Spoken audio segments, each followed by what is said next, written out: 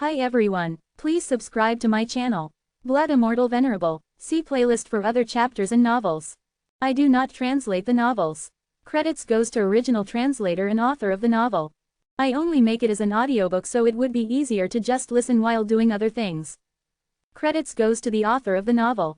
I convert stories to audiobook for mental health, for multitasking purpose, for accessibility and time saving.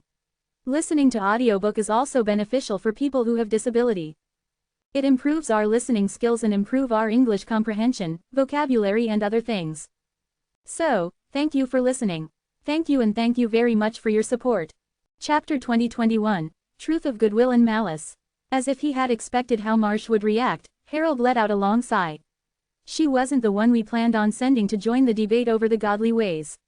Now she is our only choice, though. Marsh smiled bitterly and looked over at Zen.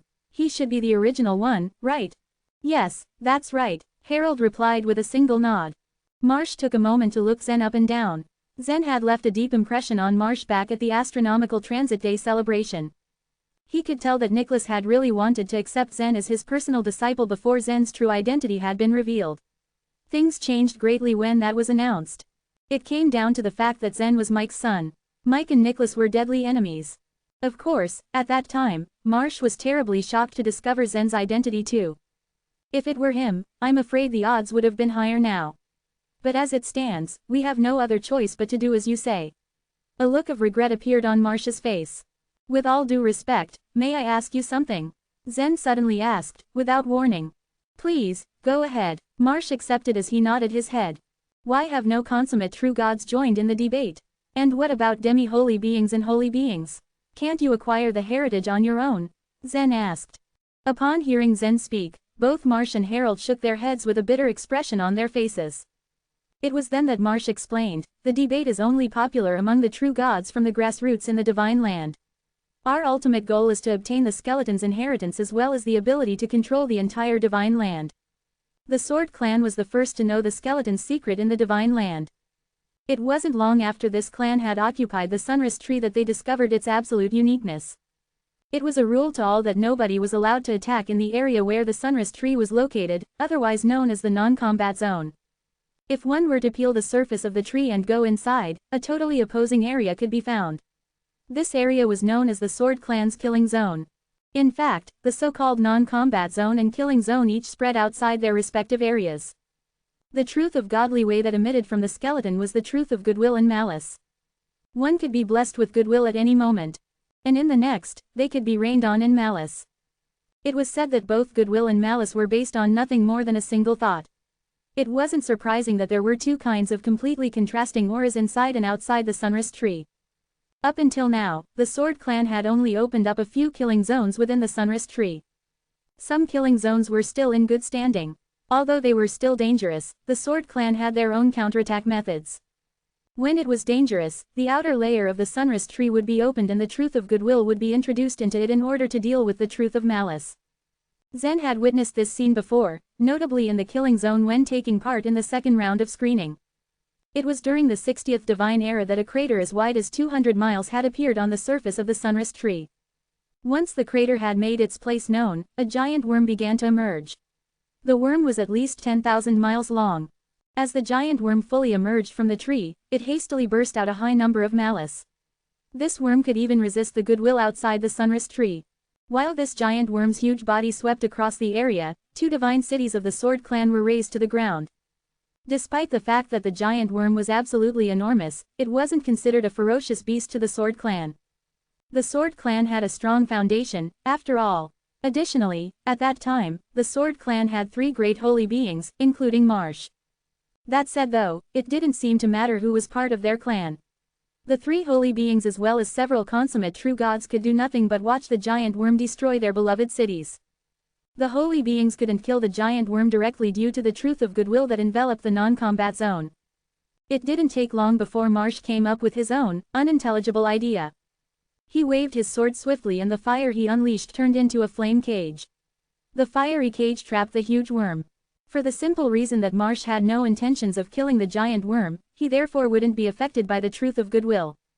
Forced by the flames that Marsh had released, the giant worm began to desperately and helplessly search for its way out. Marsh deliberately freed an opening in the fire and led the giant worm forward on the sunrise tree. Guiding the huge worm carefully along the way, Marsh finally led the legless beast to one of the sunset tree's killing zones. As soon as the giant worm entered the killing zone, Marsh and the other two holy beings of Sword Clan entered immediately behind it. Without the truth of goodwill's constraint, the three holy beings took turns performing their actions one after another. The trio eventually killed the giant worm. After dissolving the tribulation, the Sword Clan began exploring the ravenous crater left behind by the giant worm earlier. They had never imagined that the crater would be so deep. It dug down from the top of the tree trunk and extended for 300 million feet. In other words, the distance almost traveled from the top of the sunrise tree to the deep ocean located underneath it. More notably, the tree's trunk was hollow and there was something else hiding within. As they continued their exploration, the Sword Clan finally discovered the skeleton. They felt an intense aura radiating from it. In the beginning, we didn't know this skeleton's true identity, Marsh said to Zen. Zen and Yan, who were both standing next to him, listened with keen interest. Not many people were informed about the Sword Clan's secret history. Today, however, Marsh described it in detail. I don't understand. Then, how did you know the skeleton's identity? Yan asked with a wary smile. Equally smiling, Marsh turned to look at Harold. As it appeared, it was Harold who was destined to answer this question.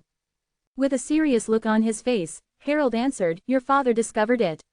Or, your father and Holy J discovered it together, if you prefer. They found a special Sanskrit word.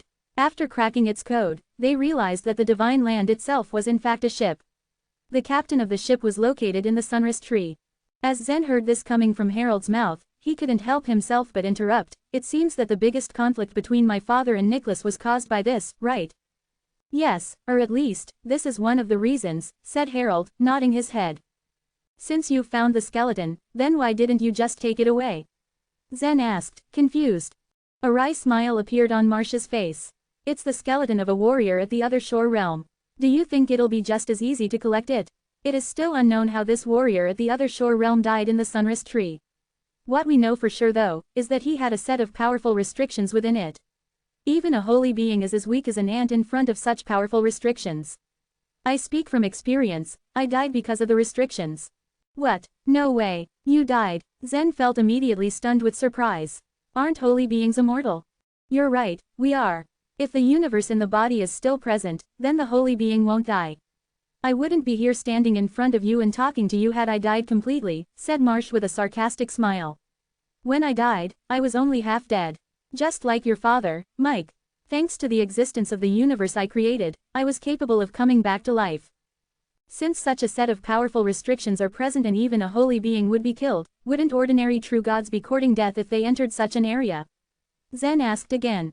With a faint smile, Harold waved his hand at Zen and shook his head. "In fact, now that's where you're wrong. It's not that we're going to take away the skeleton's inheritance. To the contrary, it's the skeleton who is looking for the person suitable for its inheritance." Chapter 2022, Preparations. The Sword Clan had occupied the sunrise tree but they didn't know the existence of the skeleton. It would take them a long time to explore the sunrise tree to find the skeleton at the bottom. Who knew how long it would take? Maybe 10 or 10,000 divine eras, or maybe they would never find it. The true gods and holy beings had ridden themselves of the shackles of time and become eternal creatures, but if the divine land was destroyed, all eternal beings would probably vanish in an instant. A giant, intimidating worm suddenly emerged from the sunrise tree and was killed by the holy beings. It was very puzzling. But by decoding the Sanskrit words, Mike and Holy J soon unraveled the mystery. The giant worm was designed to allow the Sword Clan, living on the sunrise tree, to discover the existence of the skeleton. When they figured out the intention of the skeleton, they learned that the inheritor whom the skeleton was looking for could only be a true god. Moreover, this true god must have an extraordinary ability to comprehend the truth of godly way. However, the races in the divine land did not understand the truth of godly way too well. The Sword Clan thought it about long and hard before they began to hold debates over the godly ways. They had to find a way to test the true god's comprehension of the truth of godly way. The only way for them to test the sagacious perception of the true gods was by using the truth spiritual swords. This test was actually a last-ditch attempt. "It's a pity that the Sword Clan has wasted so much time." Harold's tone was slightly accusatory. After all, a divine era lasted quite long. Although the Sword Clan claimed to hold the debates over the godly ways over the divine eras, they had selfish motives for the inheritance of the skeleton. They didn't want an outsider to obtain the inheritance of the skeleton. However, the members of the Sword Clan had tried their luck countless times. None of their true gods was qualified to obtain the inheritance of the skeleton. The members of the Sword Clan still did what they wanted until the last debate. On the surface of it, all of the true gods in the divine lands could participate in the debate over the godly ways, and the Sword Clan welcomed all sorts of talents from various powerful clans. But the fact of the matter was that they were hostile to the candidates. They felt that if they couldn't get the inheritance of the skeleton, then no one else should either. Until now, Harold had helped them understand the importance of the inheritance. If it went on like this, everyone was sure to be doomed. Sensing Harold's reproach, Marsh shot a wry smile and said, "As a holy being of the Sword Clan, I am naturally concerned about the interests of my clan. How can I let such a valuable inheritance fall into the hands of an outsider?"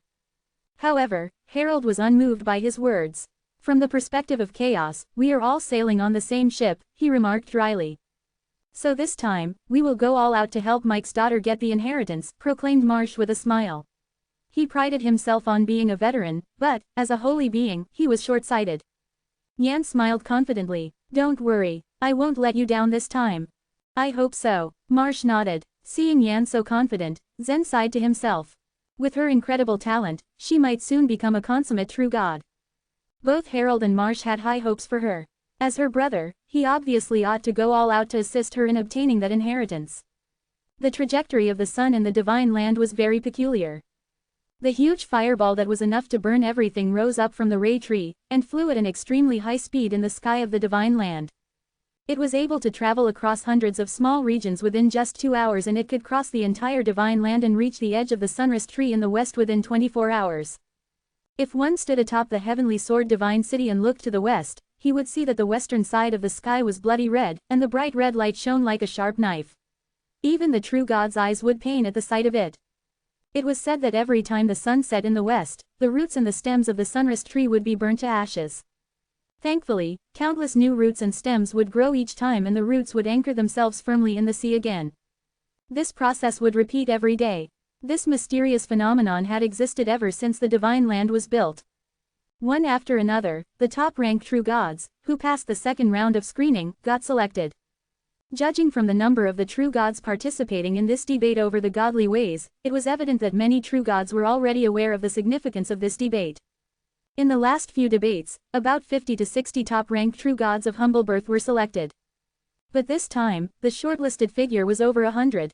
In addition to these true gods of humble birth, members of powerful clans had also arrived on the floating island of the Sword Clan one after another. They could reach the Heavenly Sword Divine City in a very short period of time using the transmission array in the floating island of the Sword Clan. "Zen, is it true? Do I really have a nephew?" Yan asked, staring at Zen expectantly with her big eyes. It seemed that she was quite interested in this topic. "Of course," replied Zen happily. "Well," Yan said with her head tilted to one side, "I wonder what gift I should buy for my nephew." Zen pursed his lips. He knew that his son was greedy when it came to gifts and would never refuse one. He was worried that Yan would also get blackmailed by his mischievous son. "Oh, I wanted Hallett to take me to the Swirl Forest, but he said it was too risky.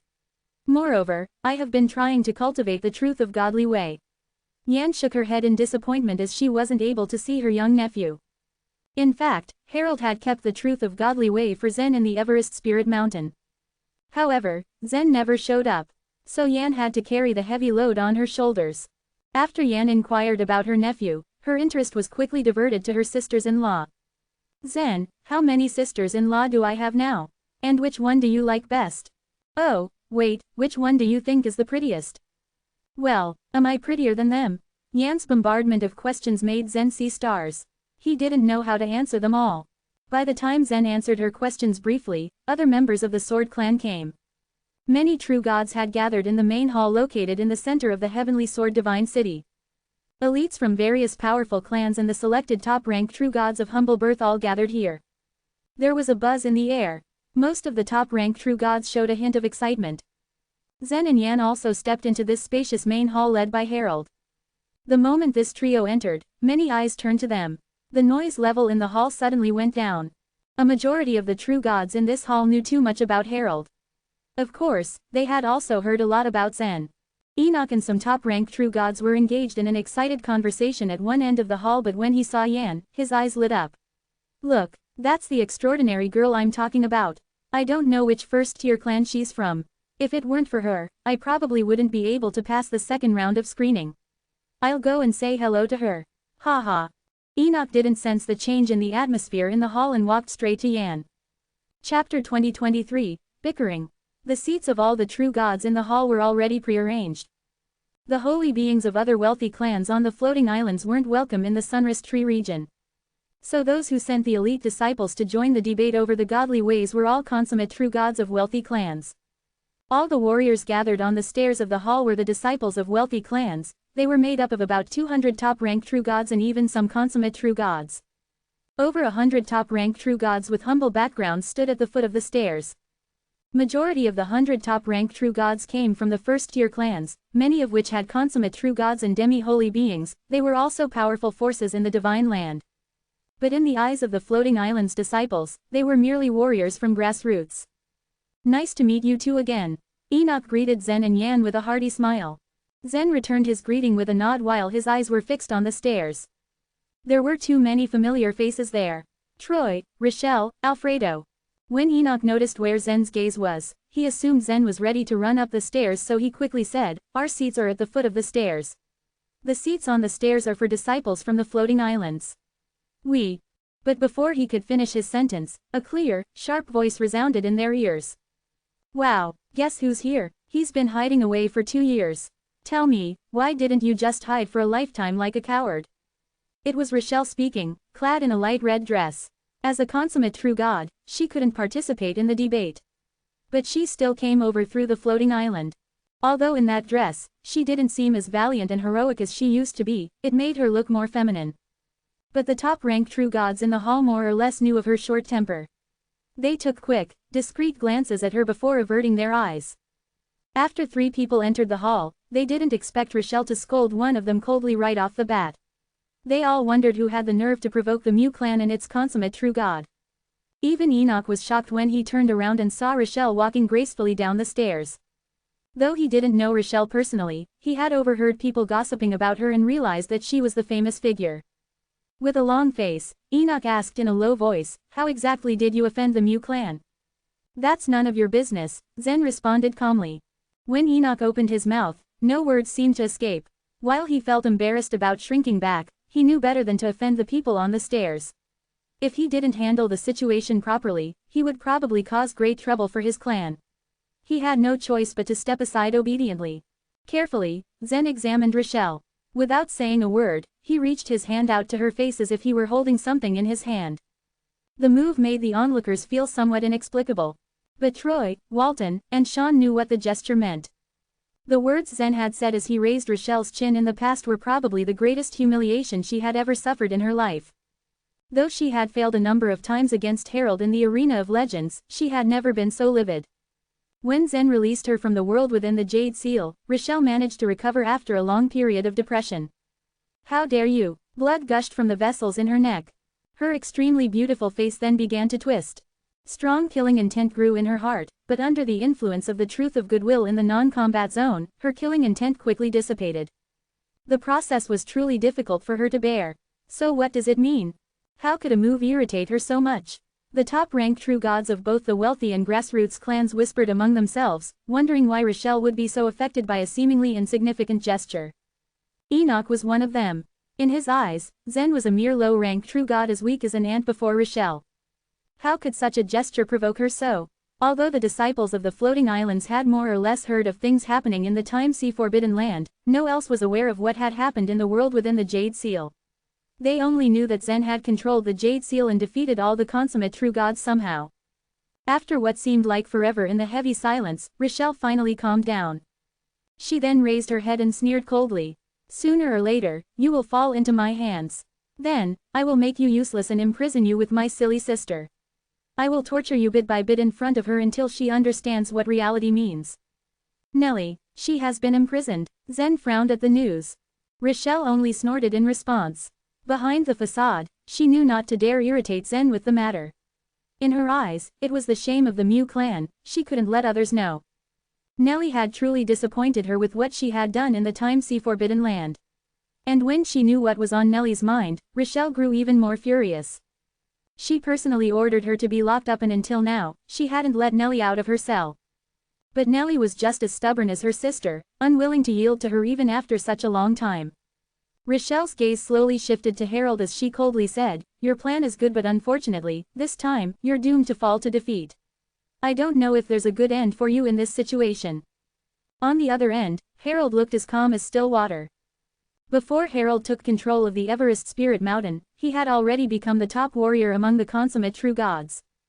Among the consummate true gods of the floating islands, the only person qualified to fight him was Troy. Harold could control the Everest Spirit Mountain completely, enhancing his strength to another level. All this time, he had managed to distance himself from the consummate true gods, and now, he could fight against holy beings. "I will be defeated, you say?" Harold sneered. "How many times have you lost to me? I've lost count. Do you remember?"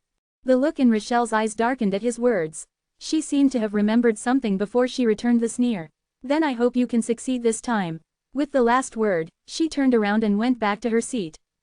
On the stairs, the top-ranked true gods from the floating islands, including the Mew clan, the Dongfang clan, the Tang clan, and the Fang clan, all cast hostile glares at Zen, Yan, and Harold. Yan followed Zen quietly. She was no longer the ignorant girl she used to be. She knew that her brother had almost died at the hands of this woman and that the latter must have already made adequate preparations. Yan knew not to underestimate her. Harold led Zen and Yan to the stairs, where they seated themselves on spots belonging to the Luo clan. Yan leaned over and whispered, "Zen, I'm afraid they will aim at you during the debate over the godly ways." To that, Zen only nodded and smiled. Of course they will. It wasn't the first time he had been targeted, after all.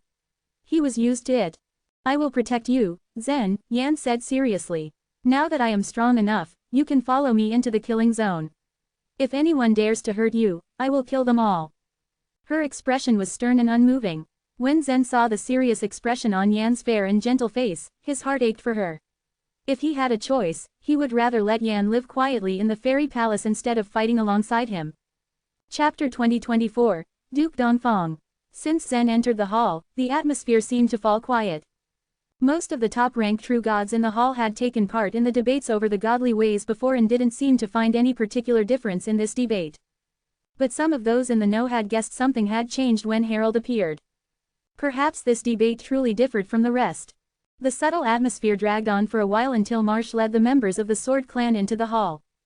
Wearing a faint smile, he entered the hall and let his gaze fall on Troy. "I'm sorry," he said.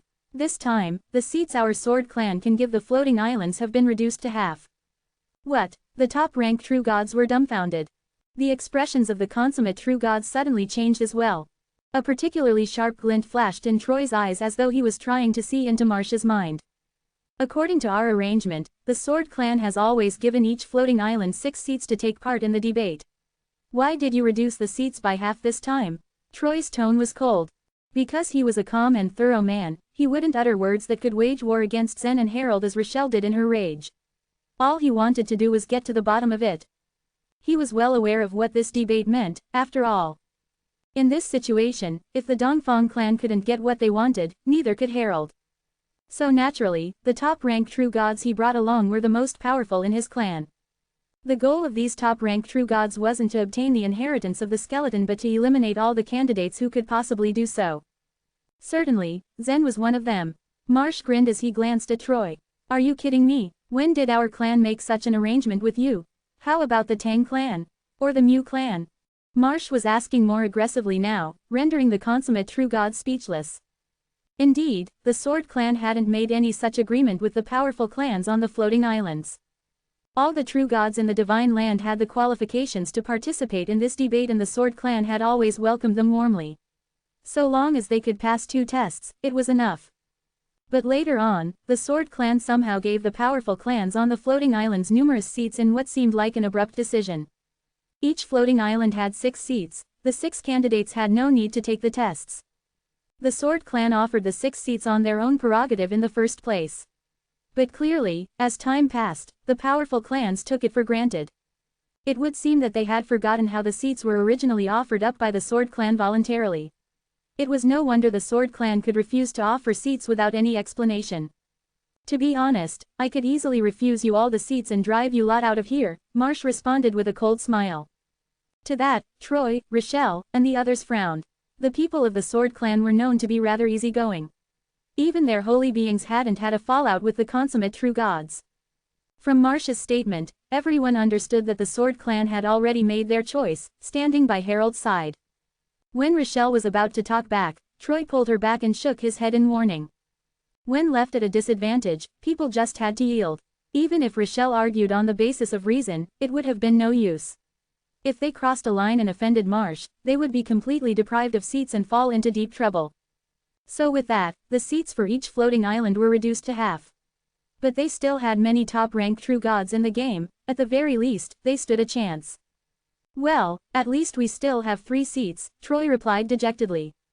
Well then, taking a look at the true gods in the hall, Marsh projected his voice as he said, since you've come here to participate in the debate, you must have known that the killing zone is the most dangerous place. What will protect you in there is not your strength, but the truth of godly way. If all you know are a few words of the truth of godly way, you might as well quit now. Don't curse me when you are in the face of imminent death. No one quits, right? After a pause, Marsh asked again.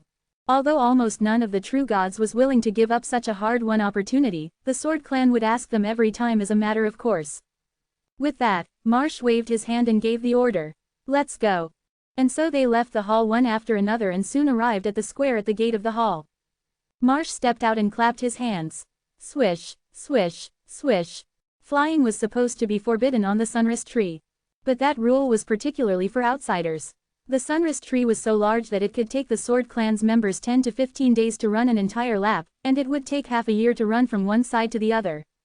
The Sword Clan used a special kind of flying sword. As soon as Marsh clapped his hands, many flying swords came flying down. Each of you, go and pick one flying sword.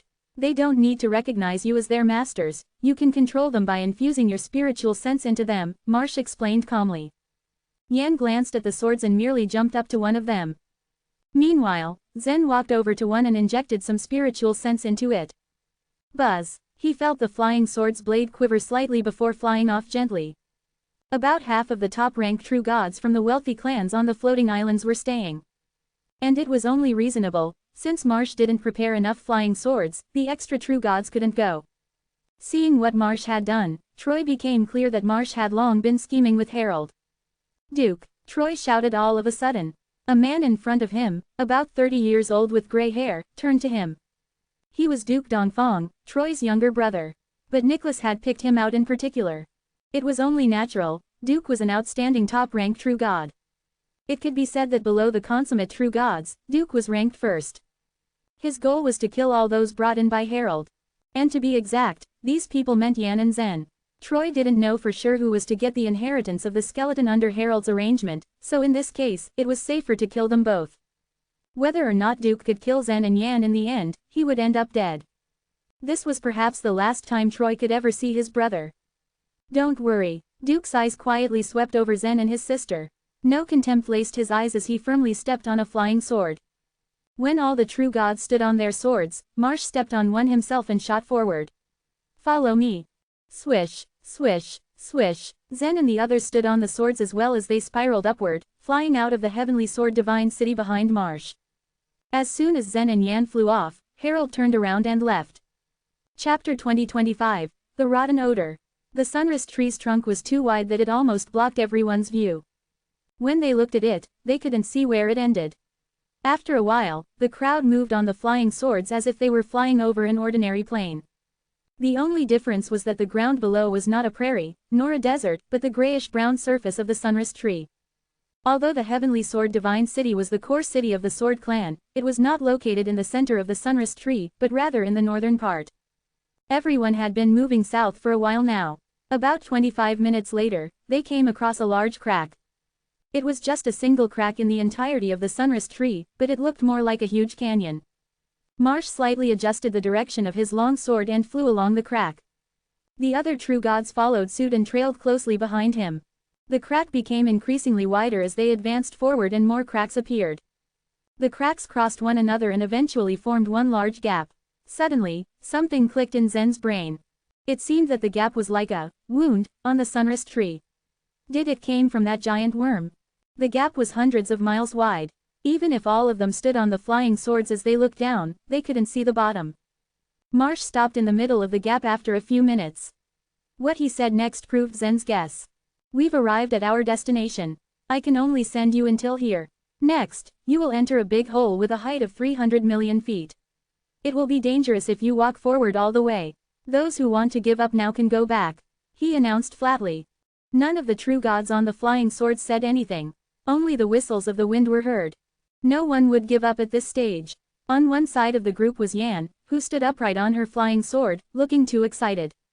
On the other hand, Duke and the top-ranked true gods from the rich and powerful clans such as the Mu clan, the Tang clan and the Fang clan, all cast mischievous look at Zen and Yan.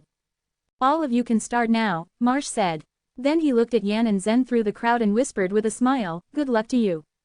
Whoosh, whoosh, whoosh, whoosh, one by one, the flying swords circled around and swooped downwards into the crack. Marsh watched the true gods slowly become smaller and smaller, until they became small black dots and eventually disappeared in the huge gap. He waited for a while, and then 12 flying swords quickly flew towards him from another direction. The people on the 12 swords were all dressed in white. They were clearly the disciples from the Sword clan, and all of them were top-ranked true gods. Master Marsh, the top-ranked true god at the helm, said as he knelt down on one knee on the long sword. The sword didn't shake at all. It turned out that this true god had fully mastered the sword skill.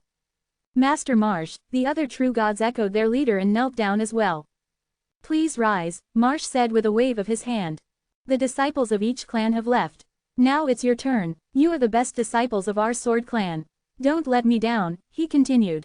We will try our best, the top-ranked true god at the helm assured. Reinhard, if you can obtain the inheritance, you should try your best. It might be our last chance, said Marsh. If you can't get it, you should help Zen and Yan with all your might. You should be careful about the members of the Alliance of the Floating Islands, especially the people from the Dongfang clan. We'll keep that in mind. The true gods answered in unison. After that, Marsh raised his hand and a stream of blood lashed out. It turned into many red blood swords that emitted rays of evil, red light. One could tell that they were the evil swords even at a glance. The Sword clan was known for their great respect for swordsmanship, which was why they despised using swords in evil ways and rarely used evil swords. Therefore, all the true gods were shocked to see the scarlet swords.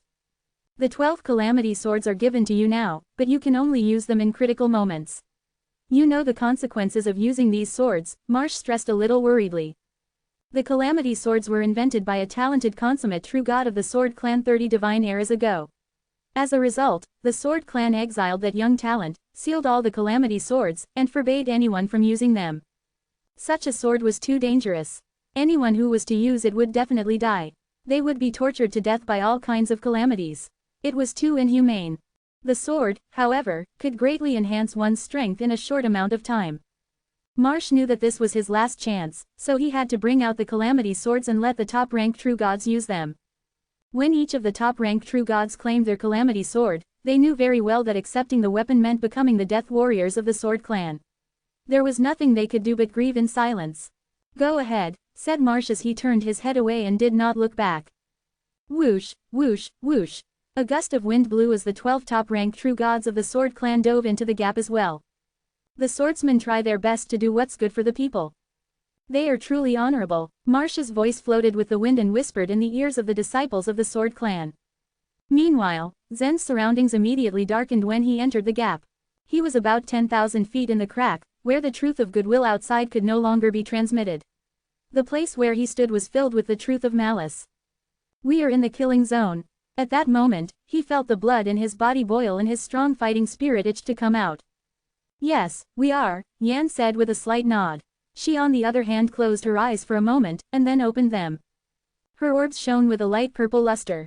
The pale purple light, however, illuminated her beautiful face in a rather strange way. The other true gods became more vigilant when they entered the killing zone. They walked on the flying swords and slowly rotated downwards, as they simultaneously spread out their own soul power and carefully observed their surroundings.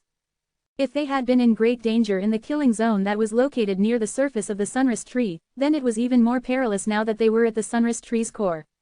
There was nothing but silence in the dark space. Not even air existed inside it. Suddenly, a loud voice cut through the quiet air. "Look, a giant worm!" One of them exclaimed and pointed to the wall. There in front of them was a huge, grotesque worm. It had a very large and long body that extended until who knew where. The straight cave was already quite wide, but the huge worm's fat and swollen appendage almost took up half the cave's space. "This giant worm is sleeping," whispered a true god. "Don't worry, this kind of giant worm has never woken up. They are growing, but also perishing in their deep sleep," another true god chimed in. However, they came across another giant worm after a short while. Then, more and more giant worms appeared as they moved downwards. 30,000 feet, 100,000 feet, 500,000 feet, rows upon rows of giant worms slept soundly. They wondered how many giant worms were asleep in the vertical tree cave, which looked more like an abyss. A pungent, rotten odor assaulted their noses as soon as they descended to 700,000 feet. Although they didn't know where the smell came from, they had a faint feeling that something was wrong. Chapter 2026, Fang Cicadas. The deeper they dove in, the stronger the stinky smell got. Yan looked around with vigilance. "Brother, it's dangerous below. You should slow down," she reminded Zen in a low voice. With that, she gently tapped with her tiptoes and moved her sword downwards. By doing so, she could quickly block and defend Zen if any danger arose suddenly. Zen, however, looked speechless at Yan's actions. Was he that weak in his sister's eyes? After they descended for another 5,000 feet, they finally found the source of the rotten smell. "Oh my god, it's a dead giant worm. It's rotting, so that's where the smell came from." Those giant worms had a green-colored body and they normally looked like cabbage worms, only tens of millions of times larger. The dead giant worm in front of them, however, had turned grayish-brown. Its hard shell was severely damaged and was covered with numerous holes of various sizes. "How did this giant worm die?" some of them asked curiously. Whoosh, whoosh, whoosh. At that moment, their musings were interrupted by a swishing sound that came from above them. It turned out to be the members of the sword clan that came at a later time. As their leader, Reinhard, arrived, he looked around until his gaze rested on Zen and Yan. His lips curved into a faint smile and nodded at Zen. Zen didn't know about Marsh's plan, but he knew that the sword clan had decided to cooperate with Harold this time, so he nodded in response. "This is a larva of its kind. They usually take dozens of divine eras to mature, and they never move while they're still larvae," Reinhard explained as he eyed the dead worm with a frown. He added, "This larva it wasn't able to resist the other creatures that must have paralyzed it. Some of its flesh and blood had been eaten, and its body began to rot after it died." "What creatures?" a true god asked warily. "Fang cicadas," Reinhard replied in a calm voice. "Cicadas? Aren't all cicadas very noisy? Can't the fang cicadas make any noise?" another true god asked. Generally speaking, most species of cicadas in the Divine Land were quite strong. Their most lasting impression on people, however, were their noisy sounds. It was especially true for the type of cicadas whose most powerful method was their suicide attacks. Those fist-sized creatures would detonate their own bodies, which caused sound waves that could shatter everything into smithereens within a 100-mile radius. If even a single cicada of such kind was put into a universe, its power would be enough to destroy an entire supreme world. Now, many of them doubted Reinhard's words because the place was too quiet, without any signs of cicadas. "You're right," Reinhard stated. He knew that many of them would hesitate to believe what he said. Thus, he patiently reminded them, "The fanged cicadas can't make a sound, but they are more troublesome than other ferocious bugs. Even the members of our sword clan are only able to protect ourselves. Everyone, please be careful." Suddenly, the dead, rotting body of the giant worm emitted a light explosive sound the moment he finished speaking. Everyone was already nervous in such an environment, and Reinhard's words made them even more alert. They couldn't deny that the abrupt sound frightened all of them. Just then, one small part of the giant worm's body exploded and released a fluid-like, brownish-yellow stench. "It's just corpse miasma, nothing to be afraid of," laughed an old man with a dark face. Corpses usually emitted a stinky, dark-colored fluid and odor after being left alone for a long time. The dead worm's organs were already filled with miasma after they rotted. Furthermore, it was so huge, so it was normal for its body to break because of the pressure. Just as the old man finished his words, a beam of black light flashed in the darkness at an astonishing speed. Phew, crack, the old man trembled slightly, and then his arms drooped to his sides. There was a round hole on his forehead where blood bubbled out. Ha ha ha, the old man laughed all of a sudden. Then, his body began to sway unsteadily on his flying sword. Whoosh! At the same time, the others felt an extremely powerful energy that came from his belly. It was a sign of suicide explosion. It was known that a top-ranked true god possessed an already perfect and immensely spacious inner world. Therefore, it would unleash an unimaginably enormous amount of power if it exploded. After the black light shot into the old man's head, everything including the explosion of his belly, happened in just a blink of an eye. Nobody had the time to stop it. Hurry up, get away from him, this guy is going to explode himself. The other true gods wasted no time as they immediately fled and plunged downward. Some of the top-ranked true gods even abandoned their flying swords. Flying was not prohibited in the killing zone, so flying on the swords was actually unnecessary for them. Puff! Just as the man was about to explode, someone rushed over to the man and ripped his head off. After the old man's head was torn away from his body, the violent energy in his elixir field slowly dissipated, and his suicide explosion was stopped. The headless body gently keeled over the flying sword, before it finally fell into the endless abyss. Only then did everyone clearly see the face of the man who had stopped the disaster. It was Duke, the top-ranked true god from the Dongfang clan. Once the Fang cicadas have entered your brains, they can eat up your souls very quickly and control your bodies. After that, they would detonate your elixir field straight, Duke explained to the crowd and finally looked at Zen. If the Fang cicadas parasitized any one of you, don't blame me if I have to kill you mercilessly, he added. Duke secretly thought that it would be best if such a thing happened to Zen or Yan, so he would have a reason to kill them. Everyone looked miserable upon hearing Duke's words. No one wanted to become a headless corpse like the old man. The Fang cicadas, however, moved so fast that they barely had time to react. Even though the giant worm was still a larva, it was tens of thousands or even millions of feet long. It was too dangerous to continue downward. A frown made its way to Reinhardt's face as well. He knew he had to be more careful about Duke. Since Duke was a top-ranked true god from the Dongfang clan, the true gods of the other large clans on the floating islands might obey his words without question. Duke had moved so fast just now that Reinhardt was even wary of his strength. At that point, everyone heard another light explosive sound. Almost all of the top-ranked true gods breathed quickly at the same time. Everyone's nerves were on edge. Phew, another beam of jet black light flashed in the air. Swish! This time, Reinhardt had seen it clearly. He already launched an attack while the black light was still in the air. He slashed with his sword so fast that his movements looked almost blurry. A sword slash had 3 steps, unsheathing the sword, slashing the sword, and then returning the sword to the sheath. When Reinhardt did it, it was so fluid that all 3 steps looked like only 1 step. The rest of them heard a crisp sound as soon as he returned his sword to its sheath. He had cut the black light in the air into 2 with his sword. When Duke, who was still holding the old man's head, saw Reinhardt's sword slash, his eyes were filled with caution. Chapter 2027, Annihilate. Reinhardt's sword strike was way too fast. Not even a top-ranked true god would have been able to avoid it. These Fang cicadas aren't very scary. So long as they don't get into our heads, then we'll be fine, Reinhardt said. Everyone, follow me. With that, he lightly stomped on the sword under his feet and shot down vertically. Reinhardt's orders from Marsh were to protect Zen and his sister, but to him, if these 2 siblings couldn't manage to get through here, then protecting them wasn't going to be of any use. The dangers they would face were grave, and there was no way they'd be able to approach the skeleton if they were too weak.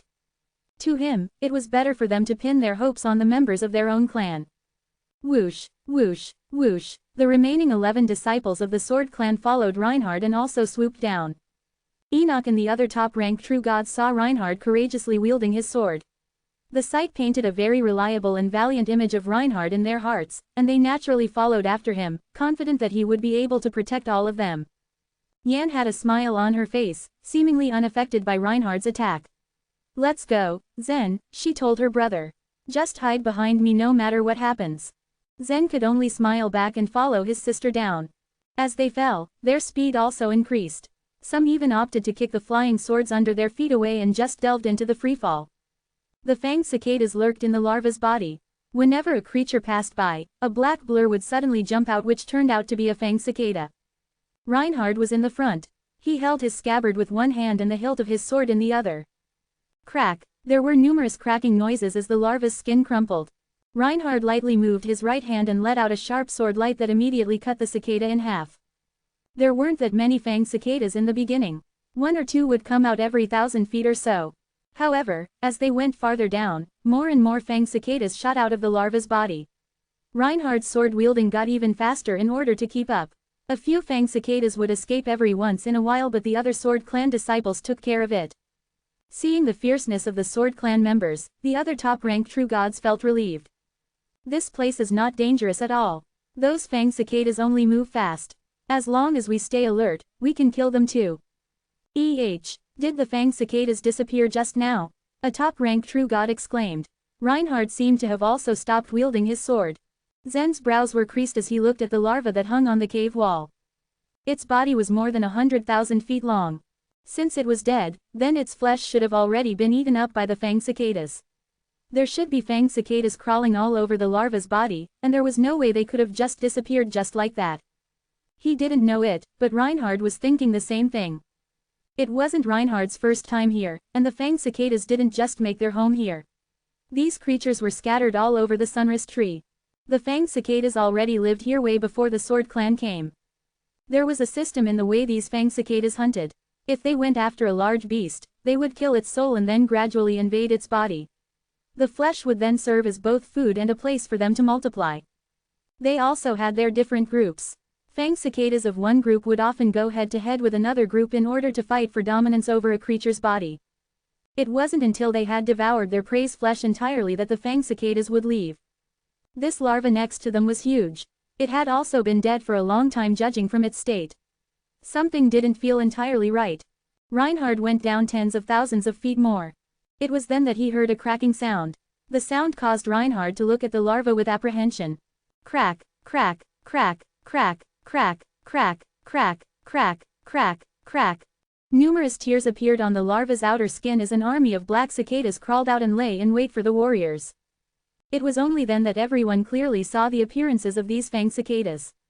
Circles of red lines adorned the back shell of the creature where a pair of wings, as sharp as 2 blades, hid. On its head were a pair of awls, similar to sharp thorns, that served as their teeth. These fang cicadas simply stood there, motionless and not attacking. Many top-ranked true gods paled at the sight. There were just too many of them. Even Reinhard's face darkened and he finally remembered something. The king of the fang cicadas has been born. We should all pray, he announced. A regular fang cicada wasn't very intelligent, which made it easy to deal with. However, this wasn't the case with the king, which was highly intelligent and could very well command a swarm effectively against enemies. The situation they were in right now proved to be more dangerous than what they initially thought. The Sword Clan had killed many fang cicada kings in the past, but it always entailed sacrificing a lot of their disciples' lives. There was no way for Reinhard to have expected a fang cicada king in this year's debate over godly ways. As soon as he finished speaking, more fang cicadas emerged from the larva's skin. They stayed put, not daring to attack the warriors just yet. Charge down, swoosh, swoosh. With Reinhard's command, everyone moved down at full speed. At the same time, the fang cicadas also made their move, turning into black streaks as they shot towards the top-ranked true gods. Swoosh, swoosh, swoosh, swoosh, swoosh, swoosh. Each fang cicada was a deadly killer. A swarm merely looked like a collection of thousands of black lines that swiftly charged towards them. Watch out, crack. The top-ranked true god who shouted to warn the others was the first to fall as a small hole appeared in his forehead. Boom. His elixir field flashed blue before his entire body burst into a huge fireball. Unfortunately, nobody could afford to pay any attention to this top-ranked true god. It was every man for himself in the utter chaos, and all the true gods could only watch out for their own backs as they dived down. The purple light in Yan's eyes grew brighter. As a top-ranked true god, she had the ability to fly and had no need for the flying sword. She quickly kicked it under her feet and grabbed Zen's hand. They are coming. In an instant, 60 to 70 streaks of black light appeared not too far away from them. Zen was very much ready to fight against these fang cicadas. These creatures were fast, but it wouldn't be terribly difficult to kill them. He never expected that his sister would only need to utter a single word to deal with all of them. Annihilate. Then, something strange happened. Just as she spoke, the fang cicadas heading towards them all fell to the ground, as if they had suddenly died in midair. While this happened, Zen did not feel even the slightest fluctuation of energy. Chapter 2028. Entangled in the Whirlpools. Does this theurgy allow one to launch an attack by merely speaking? Zen asked, astonishment written all over his face. He was aware of Yan possessing a purple power body. However, he didn't know much regarding what skills she practiced. When he asked Yan about this, she simply hummed and avoided giving him any definite reply. She had been extremely vague with her answers, even when Zen asked her about their mother. It seemed he couldn't see through his sister anymore. When Yan launched her attack by speaking, Zen expected some energy fluctuation. However, there was none at all. For example, when one practiced the Great Dominance technique, it was possible to activate it just by speaking. However, this could only be done through a special method of mixing the godly way and mental attacks. It was still a certain kind of mental attack. Yan's method was formidable, her word was, annihilate, and it had been enough to cause all these fang cicadas to immediately drop dead. Zen could only look at his sister's back, lost in his thoughts. Boom, bang, nobody else noticed what Yan had just done, except Zen of course. The entire situation was just too chaotic. More and more top-rank true gods fell prey to the fang cicadas and were exploding left and right. The explosions were also a hazard to the other nearby true gods. Once injured, they were immediately the next target for the fang cicadas. However, those who died were the top-rank true gods of the first-tier clans. All the rich and powerful clans on the floating islands had prepared their disciples extensively for this competition. Thus, in the face of such a sudden crisis, they naturally had a couple of tricks up their sleeves. Duke, for one, summoned a group of palm-sized birds from his chest. These birds flew all around him. Any fang cicada that ventured too close would get swallowed up by the birds. Meanwhile, the three top-ranked true gods of the Bai clan were arranged in a triangle, surrounded by sharp rays of light. This sharp light kept the fang cicadas away. Although the true gods of those first-tier clans would have also been prepared, their inheritances were most likely weaker than that of the rich clans on the floating islands. It was unavoidable that, despite trying their very best, some of the top-ranked true gods ended up perishing under the onslaught of the fang cicadas. Their heads were all pierced and their cinnabar fields exploded. Boom, boom, the speed at which everyone fell had gotten faster, but the explosions were also getting more and more numerous. Hold on, guys, Reinhard shouted as he waved his sword. Each slash released dozens of silver light that cut through hundreds of fang cicadas in one fell swoop. However, more fang cicadas took the place of their fallen brethren. Puff, Reinhard heard a muffled sound and couldn't help but whip his head towards the direction he heard it from. Lorenzo Mo of the Sword Clan couldn't answer to his call. He simply trembled as a small, bloody hole appeared in the middle of his forehead. Without wasting any time, Reinhard immediately slashed towards Lorenzo's direction. Before he could explode, a wisp of silver light from Reinhard's sword cut his head off from his body. The Sword Clan had finally lost its first disciple. How could this be? Reinhard's heart sank. Lorenzo Mo was not weak, yet he perished in such a crisis. He and Reinhard were not from the same branch but shared a good relationship with each other. His death greatly upset Reinhard. The beginning of the debate over the godly ways was usually smooth. This great crisis truly caught everyone by surprise. Were they to die here so early into the competition? Swish, swish, swish.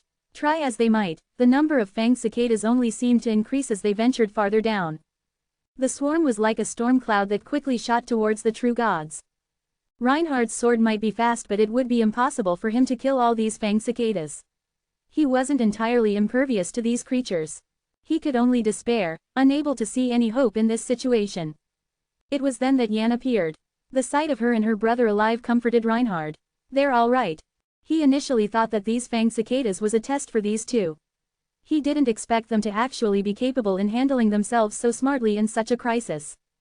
Hide behind me. Stop, Reinhard howled. However, to his surprise, Yan simply ignored him. She moved lithely in the air, her soft hair fluttering in the wind as she flew. Yan put her long fingers to her mouth and uttered a single word. Entangle. This time, Zen still didn't make a move. He allowed his sister to go on ahead but also kept an eye out to his surroundings. Once a fang cicada came near, he would act immediately. As he defended himself, he also observed Yan secretly. She utters a word but the voice has no emotion in it. It's as if she's not the one speaking, he murmured. The moment Yan spoke, tiny whirlpools appeared in the air. There was one whirlpool, there were 100 whirlpools. Over 1,000, tens of thousands of whirlpools. These whirlpools were only the size of a fist but emitted a very strong gravitational force that sucked the fang cicadas in. Yan merely floated there as the whirlpools continued to appear around everyone. The previously innumerable fang cicadas started to dwindle as they were sucked in.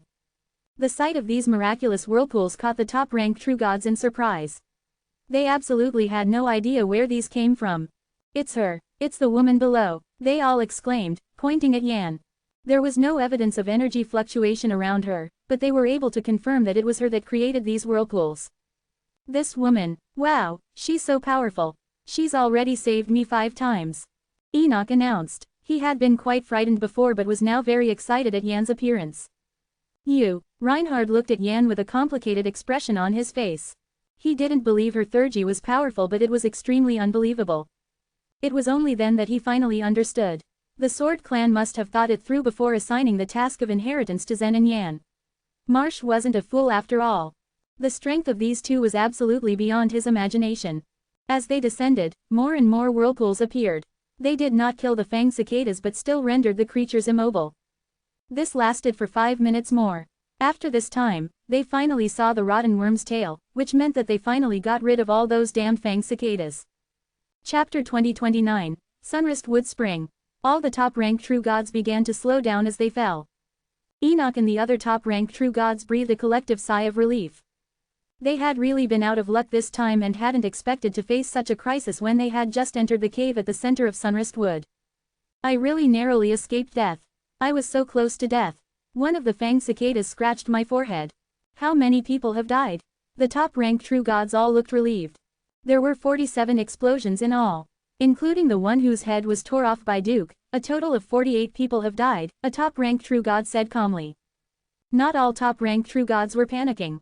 Some of them had gone through some unimaginable trials and tribulations. They were indifferent to questions of life and death, and had even taken the time to memorize these matters, despite how dangerous the situation was. Zen glanced at the top-ranked true god, surprised that he had counted the number of the people who had died. 48 people had indeed died, including 43 disciples of the first-tier clans and 5 belonging to the rich clans on the floating islands. This top-ranked true god was very thin, inconspicuous in his appearance and eyes brimming with a radiant vigor. Zen didn't know which clan he belonged to and hadn't noticed him before. Reinhard turned his sword and in a matter of mere moments, turned into a ray of white light. He then came up to Yan and bowed to her. "Thank you. If it weren't for you, more people would have died." Reinhard was certain that Yan was the most important person in the Luo clan. According to Reinhard's estimation, if Yan didn't make a move, at least half the members of the Sword Clan would die when faced with so many fang cicadas attacking. Even Reinhard might die. All of them relied on Yan's protection when they passed through the section of the road that had the largest number of fang cicadas. "You're welcome," Yan replied rather indifferently. Reinhard didn't care about Yan's attitude. Marsh had chosen them and the 12 top-ranked true gods of the Sword Clan had made up their minds to be death warriors. He turned around and said to the remaining 10 disciples of the Sword Clan through his life vitality, "The next task is to protect Yan. You can give up on protecting the others, but if anyone wants to hurt Yan, you must try your best to rescue her." The members of the Sword Clan understood that, and were thinking on similar lines as Reinhard. "What about Zen?" a disciple of the Sword Clan asked through his life vitality. Reinhard glanced at Zen, who was standing behind Yan, and then said with a smile, "This guy has a good reputation in the Time Sea and has even played tricks on a group of consummate true gods. But he is just a low-ranked true god. So don't take him too seriously." It wasn't that Reinhard underestimated Zen. Zen had once taken away the Jade Seal from the hands of a group of consummate true gods, which had, at one time, been truly inconceivable. However, everyone believed that Zen was successful just by lucky coincidence. It was definitely not a demonstration of strength, and any consummate true god could easily kill him. Even the top-ranked true gods weren't taking Zen seriously. On the other hand, Duke and the top-ranked true gods from the alliance of the rich clans had different intentions. Duke's lips moved, and it was obvious that he was also giving orders. He would occasionally look at Yan, a trace of fear in his eyes. "Yan, you are so amazing," Zen praised once everyone began to descend. Yan's stoic expression was suddenly replaced by a brilliant, proud smile. "I'm far more talented than you think." Zen was very curious about her Thurgy that she could launch the attack merely through speaking. But he knew that this was not the right time to discuss it, so he didn't persist. After they passed through the rotten worm, the vertical hole in the tree was restored to peace. Everyone descended at a steady speed. All of them were extra vigilant after the battle. Drip, drip, as they continued to fall, they suddenly heard the sound of dripping water. What the hell is that? Someone mumbled. They were now a little worried and scared, wary of anything that was odd and remotely terrifying. However, as Reinhard glanced down, his expression morphed into one of surprise. It's the Sunrest Wood Spring. I hadn't expected the Sunrest Wood Spring to really appear here. At this, the other top-ranked true gods were surprised, eyes bulging out of their sockets. The Sunrest Wood Spring was born in the middle of the Sunrest tree. It was so rare, even in the Sword Clan, that it usually took 100 years to obtain a potful of Sunrest Wood Spring. Once the Sunrest Wood Spring was released into the inner world, it could benefit all the living beings there. What was more, it was a favorite of all pill refiners and weapon refiners. It could be argued that the Sunrest Wood Spring was the magical water. This was why the Sunrest Wood Spring in the Divine Land was exorbitantly priced. Someone from the Sword Clan had also speculated that there might be a large amount of the Sunrest Wood Spring within the trunk of the Sunrest tree. But during the debates over the godly ways in the past, there was no true god who had discovered the Sunrest Wood Spring. The dripping sound of water continued to reach their ears. As the crowd descended, they saw many small protruding platforms around the cave wall, on which a number of hollows were nestled. These hollows were filled with dark green sap. Every time a drop of Sunrest Wood Spring fell, the sap rippled lightly. That's a lot. Why has so much Sunrest Wood Spring appeared so suddenly? Some true gods became excited and rushed forward. The disciples of the Sword Clan frowned. The Sunrest Wood Spring was extremely precious to the Sword Clan and there was so much of it here. They were of the opinion that all of it should belong to the Sword Clan. At the debate venue, however, if someone from the Sword Clan were to try to stop those excited true gods, it would lead to an immediate dispute. In a flash, Zen moved so that he was standing at the edge of a platform. Zen had seen the Sunrest Wood Spring before. In the Divine Refinement Forbidden Land, Holy Drew had used a pot of Sunrest Wood Spring to forge his body. Zen was unable to move at the time, but he could see that Holy Drew was obviously unwilling to use the Sunrest Wood Spring. The Sunrest Wood Spring was very valuable to Holy Drew. He knew that it must cost a fortune. After Zen had broken through and become a low-rank true god, his cultivation base had stopped increasing. The other true gods had begun to expand their inner worlds after forming the godly tiles. Simultaneously, the clouds were transformed from the life vitality sea in the inner world and gathered into the godly tiles throughout the day and night. As long as one kept making breakthroughs in the godly way, it would be natural for them to create a godly tile of a mid-rank true god. But things always became complicated when it came to Zen. The chaotic energy could not be gathered into the godly tile. He wondered if he had to look for the brown mud as he continued to advance. Now, he even couldn't figure out the use of the Divine Might coin. He had heard that it could greatly benefit the creatures in the inner world if one drank the Sunrest Wood Spring directly. So he would try it too. But as he stood up, a harsh voice sounded around him. Get away from here, this is my place. Chapter 2030, Being Cold-Blooded. Over 20 platforms, all of different sizes, filled the Sunrest Wood Spring. Zen reacted almost instantly. As soon as he had alighted, he landed on one of the largest of the platforms. Naturally, this attracted the attention of the others present. Only one of them spoke, however. It was Brendan Tang, a top-ranked true god of the Tang clan. He was intimidating to behold. Standing over 2.5 meters tall and with skin of deep bronze, he was in the top 30 among the top-ranked true gods in the arena of legends. His strength could not be overstated. The Tang clan, including the branch of the clan Brendan Tang belonged to, was famous for their mastery of weapon refining. Thus, he valued the Sunrest Wood Spring even more than the other true gods did. Brendan Tang was a little slow to react, however. As he saw these guys starting to occupy the platforms, he began feeling anxious. When his eyes swept the platforms, he realized that Zen was standing on the biggest one, and he was overwhelmed with outrage. What a fool! Seeing that Brendan Tang was about to give Zen a hard time, Duke swore quietly in his mind. Before the debate over the godly ways, those consummate true gods of the alliance of wealthy clans, and the true gods that accompanied them, had conspired together. And they had concluded that it was not the time to make a move yet. Even though the Dongfang clan was the leader of the union of wealthy clans, Duke himself was just a top-ranked true god. Dun Tang and Gage Tang from the Tang clan were doing fine. An impulsive man like Brendan Tang, however, would probably not want to join Duke. Your place. Zen glanced at Brendan Tang with total indifference. Yan, who had been hovering just behind Zen, quietly leaned against his shoulder. A trace of ridicule appeared on her face as she sneered, "You asked Zen to get away. Do you want to flirt with death?" Brendan Tang's face darkened at her words. Although Yan had displayed her use of a special method, and had been successful at trapping all the fang cicadas, he couldn't quite gauge her real strength. In fact, he might not have to be afraid of her and Zen. But he was not confident enough to fight the two alone. He raised his head and shouted, "Gage Tang, Dun Tang. Are you here to watch a show?" Two other people not far away suddenly shot towards him. The middle-aged man with a flushed face was Gage Tang, the rather handsome young man was Dun Tang. Who was the one flirting with death, then? Having summoned the two members of the Tang clan, Brendan Tang felt more confident. He smiled sardonically at Yan. Though Brendan Tang felt confident, he was visibly not completely at ease. Gage Tang and Dun Tang, on the other hand, looked much calmer. "Brendan, the Sunrest Wood Spring is indeed valuable. But it still isn't all that important," Gage Tang said. "That's right, we have more important things to do." What Dun Tang said was not an understatement. Their most important goal was to prevent the others from obtaining the skeleton in the debate venue. Whether they themselves could manage to obtain the skeleton was not so important. What was crucial was that no one else managed to get their hands on it, especially not anyone from the Luo clan. However, Brendan Tang was stubborn. He felt like Dun Tang and Gage Tang were trying to sabotage his glory. This made him resent them. "There is no bigger a coward than you in the whole Tang clan," he swore angrily, deciding that he would fight Zen on his own. He thought that if he did it himself, Dun Tang and Gage Tang would not stand by watching the battle. Besides, once Zen and Yan entered the fight, the true gods of the Dongfang clan and the Fang clan would most likely join in.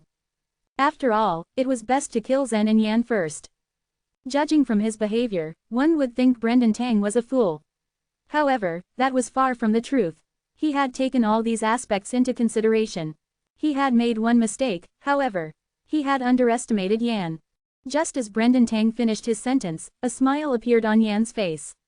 The purple light in her eyes was like a snake's flickering tongue, like a dancing purple flame. This purple light was extremely dangerous. "If you are not a coward, then go ahead," Yan said. Her expression was indecipherable. Oh, of course, the hot-headed Brendan Tang couldn't tolerate Yan's provocation. He prepared to make his move. Then a single word escaped Yan's mouth. "Break." Brendan Tang stretched out his enormous arm, and a shadow of a large hammer formed slowly in his hand. The hammer must have been his life's treasure. When the hammer shadow was only half formed, Brendan Tang suddenly felt a warm sensation coming from his neck. For a moment, he felt strange and lightheaded. Then, his entire body seemed to break in two at the point just below his neck. That feeling of warmth had been the feeling of blood gushing out from the breaking point. The bones of the top-rank true gods were unusually dense. Even a fracture of a small finger bone would emit a deafening sound. They were comparable to the supreme primordial weapon without any rank. Consequently, it was verging on impossible to cut through the neck of a top-rank true god. It was testament to Yan's power that, with a single word, she had managed to sever Brendan Tang's head. Everyone, including Zen, was shocked. Zen had never thought that Yan would attack him like this without warning. With a weapon in hand, Zen was almost certain he could slice off Brendan Tang's head himself. However, the technique that Yan had used was completely incomprehensible to him. How did his neck break? Brendan, Gage's and Don's faces, previously calm, were now twisted in horror. Seeing that Brendan Tang had been beheaded, Gage Tang immediately ran downwards and grabbed his body. At the same time, Dun Tang held onto his head. Beheading was not immediately fatal to a true god, but if the head and the body were allowed to stay separated for too long, the physical body and the inner world would be affected. "No need to save him," Yan said gently, her expression cold. She pointed at Brendan Tang's head. "Kill," she uttered, her voice calm and quiet. As she spoke, Brendan Tang's face suddenly lost all vitality, his eyes still wide open and filled with fear. All the life energy vanished at once. He was dead. "What, you?" Both Gage Tang and Dun Tang had fallen into a panic. Reinhard, who stood by with the crowd, looked on with incredulity, still reeling from witnessing Yan make her lethal move. With only 2 words, Yan had killed a top-rank true god. Not only was this girl too powerful, she had no reservations about using her powers, and did so ruthlessly. Duke, not far away, remained calm.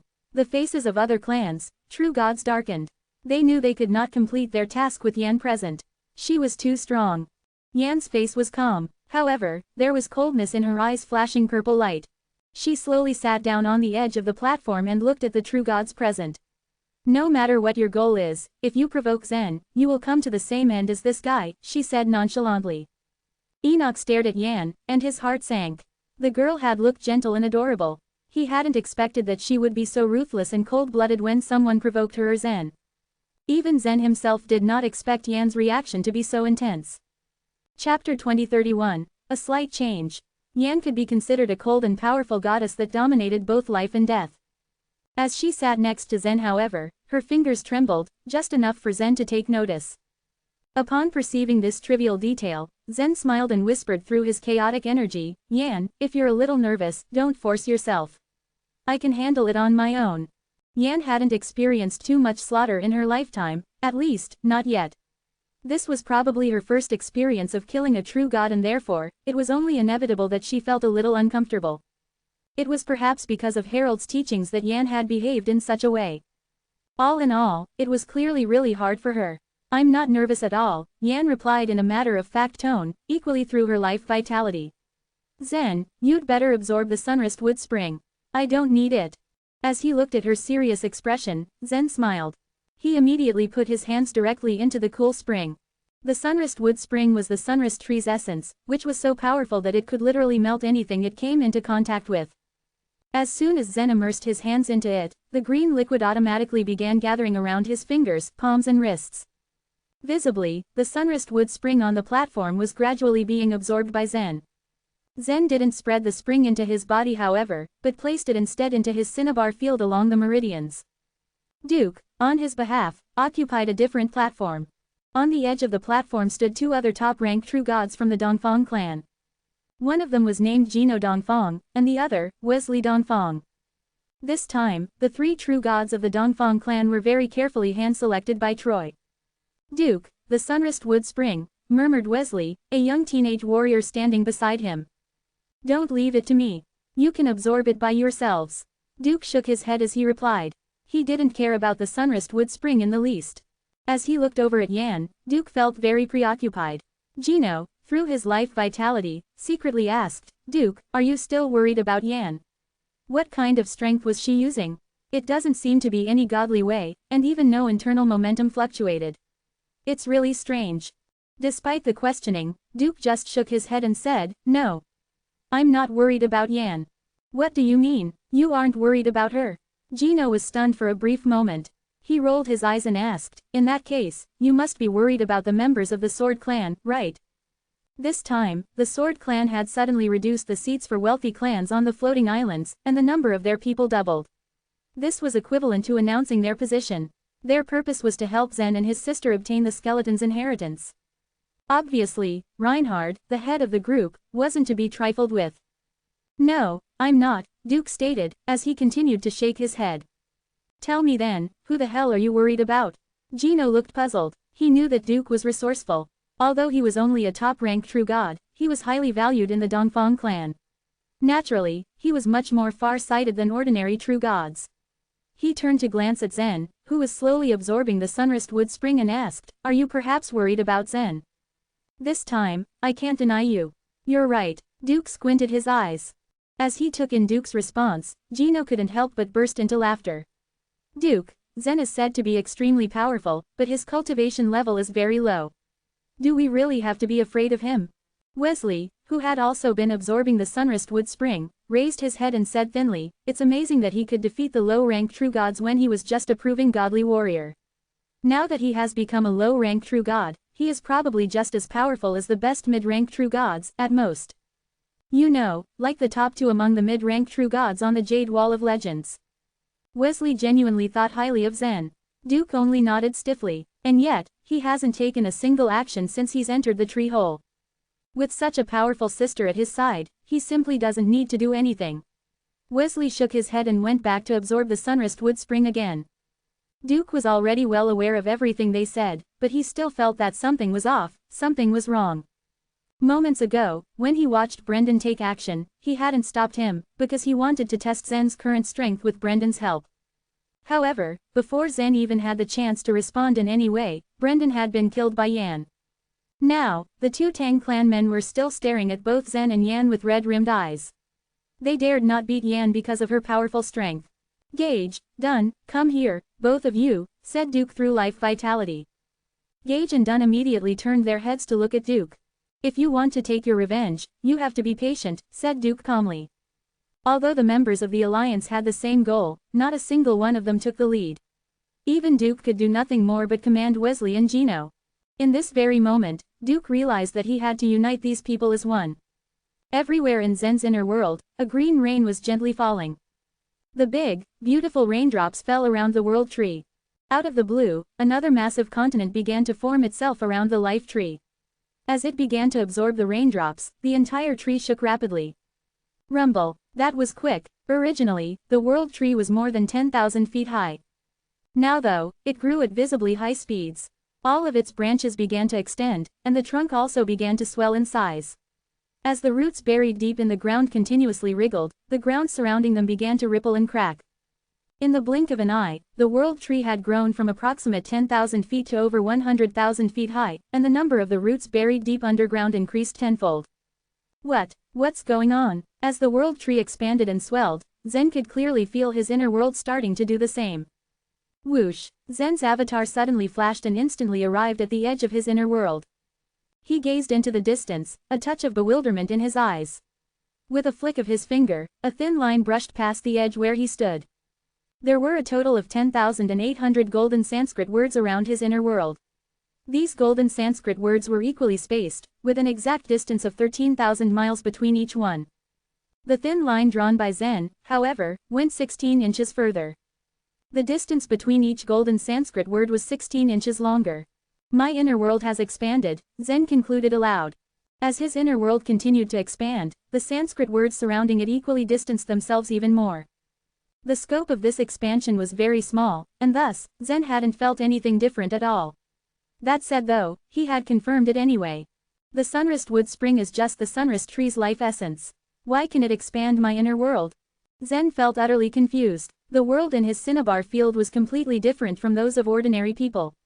It was understandable that Zen had to grope how to break through to the next cultivation level by himself. All of this had risen from his meager attempt to absorb the sunrest wood spring into his body. He hadn't expected that there would really be such a change in his inner world. Chapter 2032, Arrival.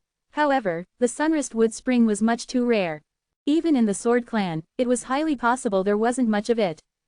Just moments ago, Zen had absorbed at least a dozen pots of sunrest wood spring. Even the Sword Clan would take more than 1,000 years to accumulate so much sunrest wood spring. Despite such, the whole of his inner world had only expanded by very little. In fact, it was unrealistic to rely on this kind of spring water in order to expand one's inner world. After Zen withdrew his incarnation from his inner world, he once again stepped on the flying sword without hesitation. Together with Yan by his side, he continued his journey downward, along with the other true gods. As they continued working their way down, the quantity of giant bugs that buzzed around them gradually decreased, eventually disappearing completely. The surrounding area was totally barren without any vitality, but the truth of malice released from the killing zone grew more and more intense. Many people's eyes were red with anger, and there was a strong sense of murder filling the space, as if they would jump on one another and fight to the deaths at the slightest disagreement, especially Gage and Dunn. These two in particular, were a little out of control due to their enmity with Yan. It appeared as though they wanted to get into a fight with her, but after Duke obliged each of them to swallow a pill, they ultimately restrained themselves. After confirming their safety, a few of the true gods sat upright on their flying swords. Here, they rested with their eyes closed, all while keeping a certain speed as they descended.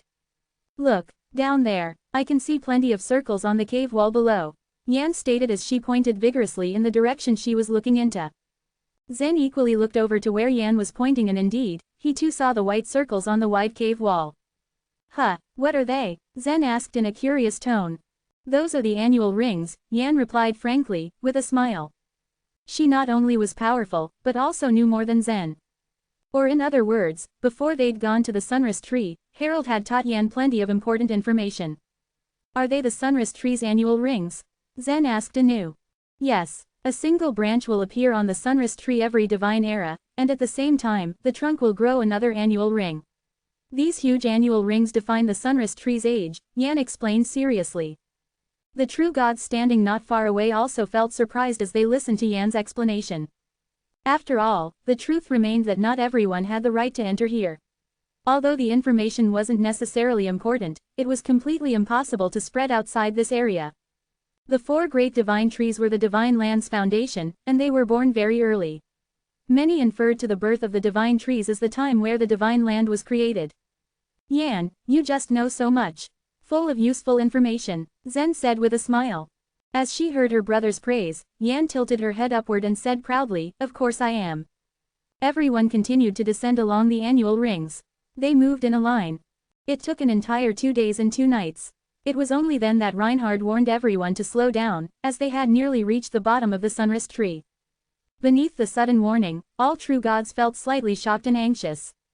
Everyone had kept a very high speed as they dived down from the top of the sunrise tree.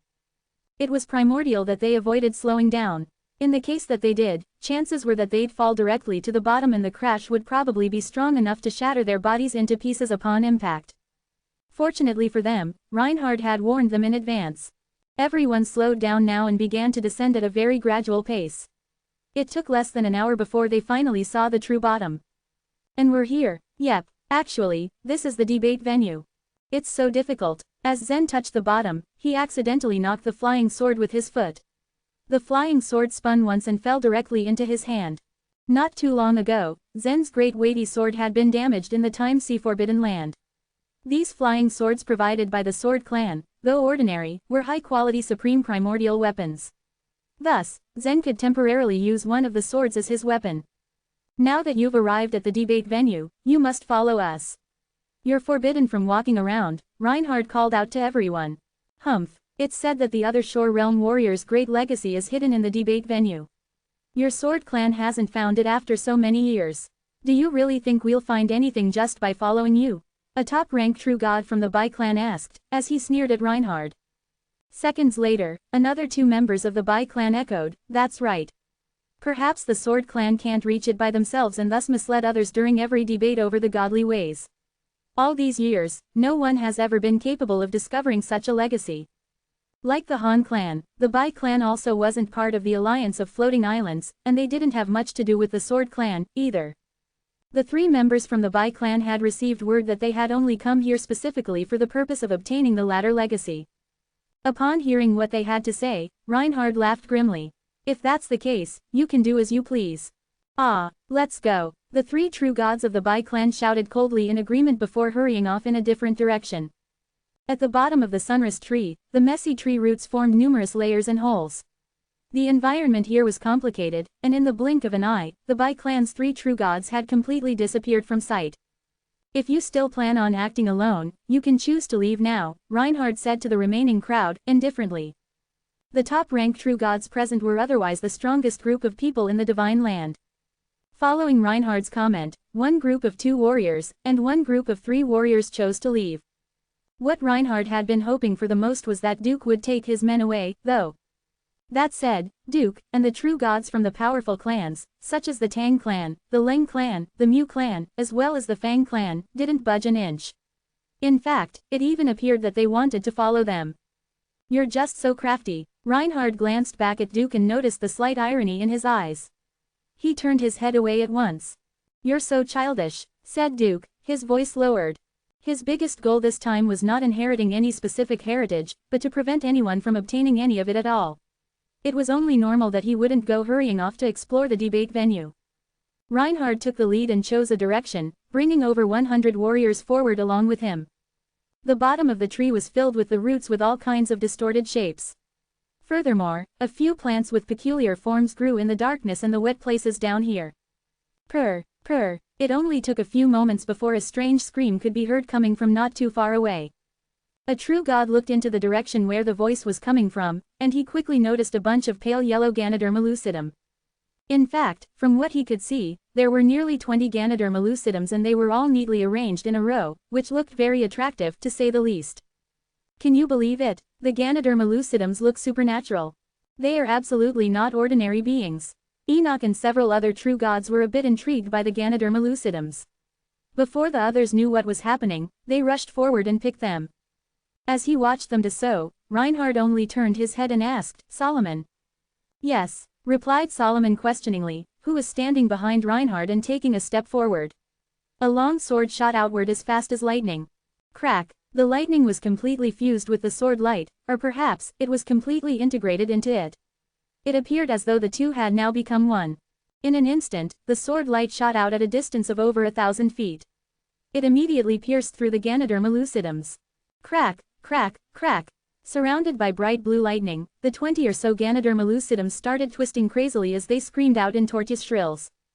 Before long, the Ganoderma lucidums equally changed into groups of ferocious ghost shapes, standing there and contorting wildly. Chapter 2033. Get used to it. Multiple clouds of dark green miasmas floated around the twisted ghosts. The miasmas flashed with phosphorescence and were highly toxic. This is the soul-corroding Ganoderma, one of the most dangerous things ever. Even a consummate true god couldn't pick it. Are you sure you want to? Reinhard asked. The warriors' faces turned pale at the sight of the ferocious monsters and at Reinhard's words. The poisonous miasmas are about to float over. Stay here if you want to die, Reinhard said and led the Sword Clan disciples forward. The other true gods followed them as soon as they left. Duke and his friends also looked sullen when they saw the soul-corroding Ganodermas. All the wealthy clans on the floating islands had gathered some information about the debate venue. But they were not as familiar with it as the Sword Clan was. If they weren't careful enough in such a dangerous place, they would most likely be killed. And if Reinhard wanted to do something bad to them, it would be difficult for them to defend themselves against him. There is a fork in the road. We need to go right. A massive root loomed ahead of the crowd, dividing the path into two. To the right was a narrow cave. The moment Reinhard finished speaking, he swooped into this cave. The others had no choice but to follow him in. Zen and Yan also squeezed into the cave. They traveled through this cave for a while before they came upon an open space. Their surrounding environment now changed drastically. The wet, soft ground turned into a mottled stone road. There were still a lot of huge roots around them, through which they could indistinctly see some walls. But these walls were riddled with holes, having been unable to withstand the erosion that the tree roots were causing. They walked along the mottled stone road for a while, and with time, the road became wider and wider. A faint layer of mist prevented all the true gods from looking ahead. The bottom of the sunrise tree is so wide. Zen thought to himself. He hadn't expected the debate venue to be so vast. But the top of the sunrise tree was so huge that he couldn't see its edges. So it wasn't surprising that its trunk was so wide and the bottom covered such a huge space. After they had walked a few miles, an arc appeared on the stone path. It extended from end to end, blocking the path of the true gods. Reinhard turned his head to look at the crowd and said, "This line is one of the most powerful restrictions in the debate venue. And it depends on your comprehension about the truth of godly way. How far you can go and whether you can live or not depend on your own ability. You can wait here if you don't comprehend any truth of godly way." The comprehension of truth of godly way, Zen thought, his eyes flashing. Since the Sword Clan regarded this place as the debate venue, it was impossible for warriors to conquer it with their own strength, just like they had done in the forbidden areas. Did one have to rely on the comprehension of truth of godly way in the end? But there were different ways of using the truth of godly way. For example, the truth of cultivation nature was completely different from the truth of dark and light chaos. And the truth of goodwill and malice was yet another. Zen wondered why the skeleton had set up the debate venue like this. "Zen, please wait here," Yan said, blinking her eyes. "I will go ahead on the remaining path." Harold had already shared some news with Yan before she came to the Sword Clan. It was obvious that she thought her brother wasn't qualified enough to continue to fight in the debate venue. "Why can't I go in?" Zen asked with an amused smile. Yan thought for a while and then whispered, "Because we need a very deep understanding of truth of godly way. Or you could get hurt easily." "A very deep understanding? How deeply will I need to understand the truth of godly way?" Zen asked again. Yan was at a loss for words. No one had obtained the skeleton's inheritance in the debate venue. All those who had previously entered the place had failed. Even Yan did not have enough confidence. What if the skeleton demanded a warrior having a complete comprehension of a truth of godly way? "I've learned a lot about the truth of godly way in the fairy palace," Zen said suddenly, smiling at Yan. "Maybe my comprehension of truth of godly way is not as deep as yours, but I don't think there should be a problem for me to enter it." He was pretty confident as he spoke, but he was still curious. There was more than one truth of godly way. If one mastered a truth of godly way, could they be recognized by another truth of godly way? Zen didn't think so. "Zen, have you also cultivated a truth of godly way?" Yan looked at Zen, doubt marring her face. Zen nodded and said, "Don't worry. I won't be reckless." Seeing that Zen was determined to enter this place, Yan knew that she couldn't stop him now. She could do nothing but sigh. Stick close by me. I will try my best to protect you, she said to Zen. Yes. Zen nodded with a smile. Reinhard and the other true gods had already crossed the line. Zen and Yan also moved forward to cross the line. The moment he crossed the threshold, Zen immediately felt a complex aura surround him. A strong rhythm hummed within it, as if two different auras had come together and intertwined. A combination of the truth of goodwill and the truth of malice is suddenly so beautiful. Zen thought, slightly stunned. The truth of malice was causing Zen's killing intent to surge. In the next moment, the truth of goodwill destroyed all malicious intentions. It was a wonderfully complex feeling when these two different aspects of the truth of godly way were repeating this process. At the beginning, nobody was used to seeing this. Some true gods had become so uncomfortable that they were beginning to turn red at the effort of keeping it together. They were being greatly influenced by the truth of goodwill and malice, suffering severe headaches and violent mood swings. And if they didn't get used to it quickly, their willpower would be destroyed beyond repair. Yan was the first one to get used to it. And that was because she didn't need time to get used to it. When the truth of malice came at her, the purple light in her eyes bloomed. As the truth of goodwill came to her, the purple light in her eyes began to dissipate. Zen, can you get used to it? Yan turned to look at Zen. Zen closed his eyes and felt the intense fluctuation in his mind. Truth of cultivation nature. All the godly ways originated from nature. The truth of goodwill and malice would allow one to turn their idea into the truth of goodwill and the truth of malice. Faced with the constantly changing truth of goodwill and truth of malice that affected his state of mind, Zen also activated the truth of cultivation nature. He did not resist this. Instead, he acted according to his will, and obeyed it as it came. By the time he opened his eyes again, he had returned to normalcy. How did you get used to it so soon? Yan asked, astonished. Her eyes were shimmering with curiosity. It wasn't easy to adapt once the truth of goodwill and the truth of malice had come together. She hadn't expected her brother to follow her so easily.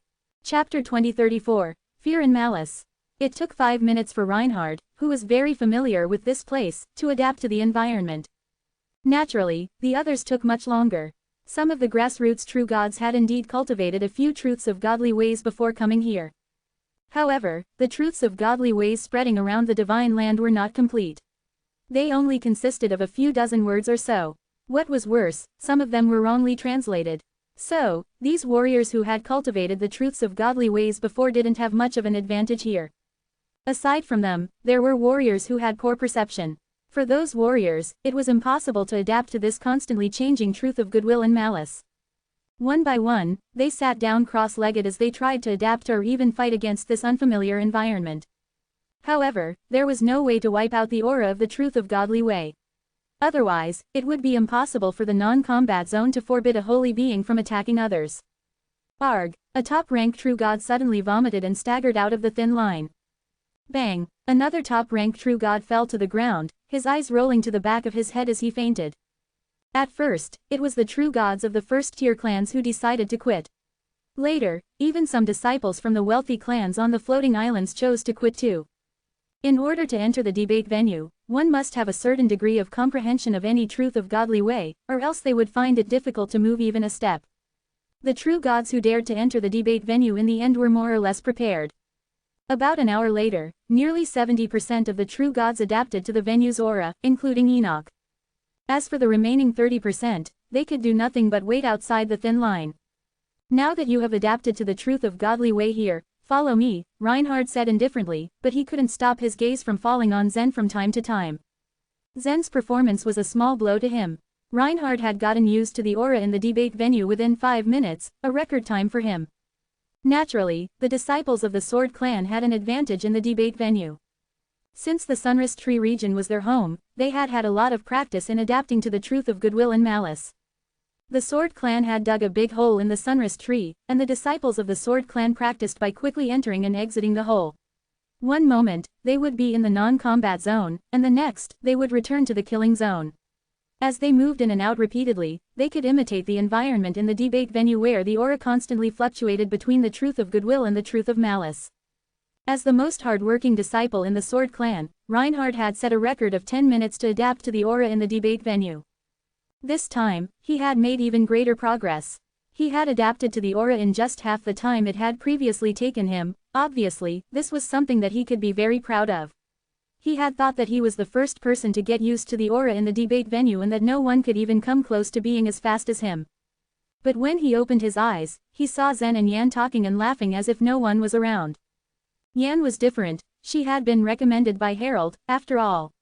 All the members of the Sword Clan attached great importance to her. Her brother, however, was merely a low-rank true god. He had never shown any skill or talent before. How could he get used to the aura so fast? Thinking about it frustrated Reinhard. These siblings were too powerful to imagine. Reinhard helplessly led the way as he wondered what Zen's powerful performance could mean for all of them. Duke, when do you plan to do it? It will get more and more troublesome as we go deeper, Wesley said using his life vitality as they were walking forward. Duke frowned and shook his head. Just wait, it's not the right time. Actually, we have the advantage in numbers, so it's not too early to attack now, Wesley said. There were only 11 members in the Sword Clan. Even if they counted the brother and sister of the Luo clan, there were only 13 people they would have to face. Relying on Duke's influence, the top-ranked true gods of the wealthy clans would swarm up. They had a great chance of winning.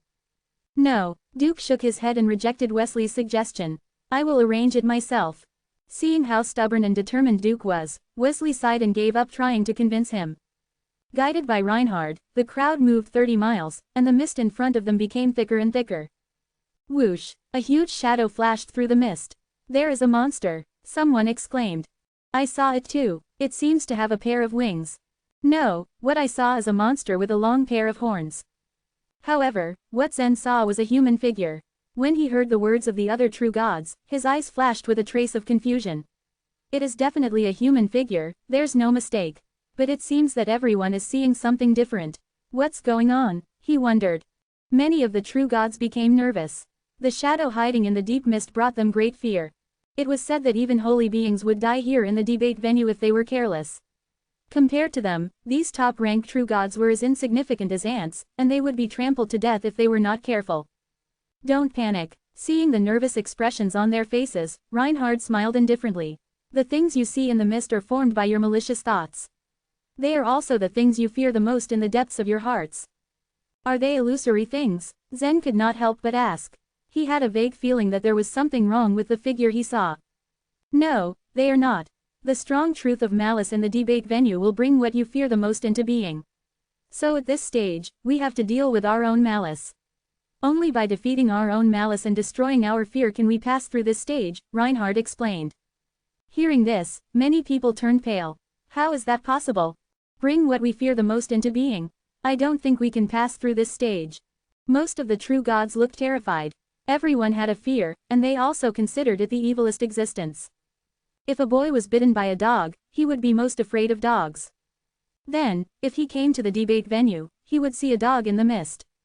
However, the top-ranked true gods present here had all participated in countless battles, and were elite warriors in the divine land. It was no surprise that the things that these top-ranked true gods feared the most were all rare and terrifying. Hearing Reinhard's words, Wesley and Gino gulped in fear. They were obviously afraid of whatever they were seeing in the mist. However, to their surprise, Duke had a smile on his face. Duke, what are you looking at? Wesley asked. Duke took a long look at Wesley and then said, for the past few years, I wasn't living in our clan. Do you know where I was? I don't know. Weren't you cultivating in seclusion?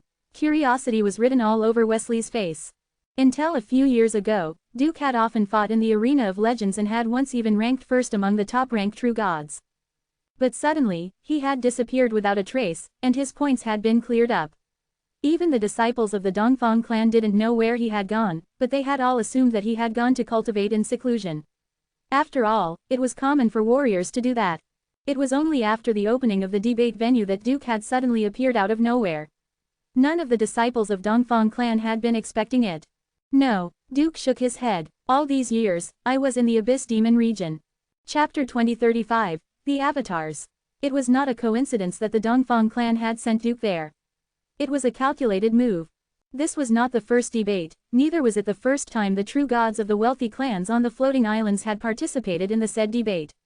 It had all happened previously. For the alliance of the wealthy clans, they only needed to prevent anyone from obtaining the inheritance of the skeleton. The easiest way to achieve this was to place a ferocious beast that no one could defeat in the debate venue.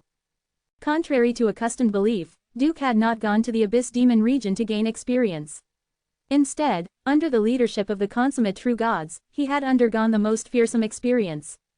The fear was rooted deep in his heart. Right after, he was sent to participate in the debate.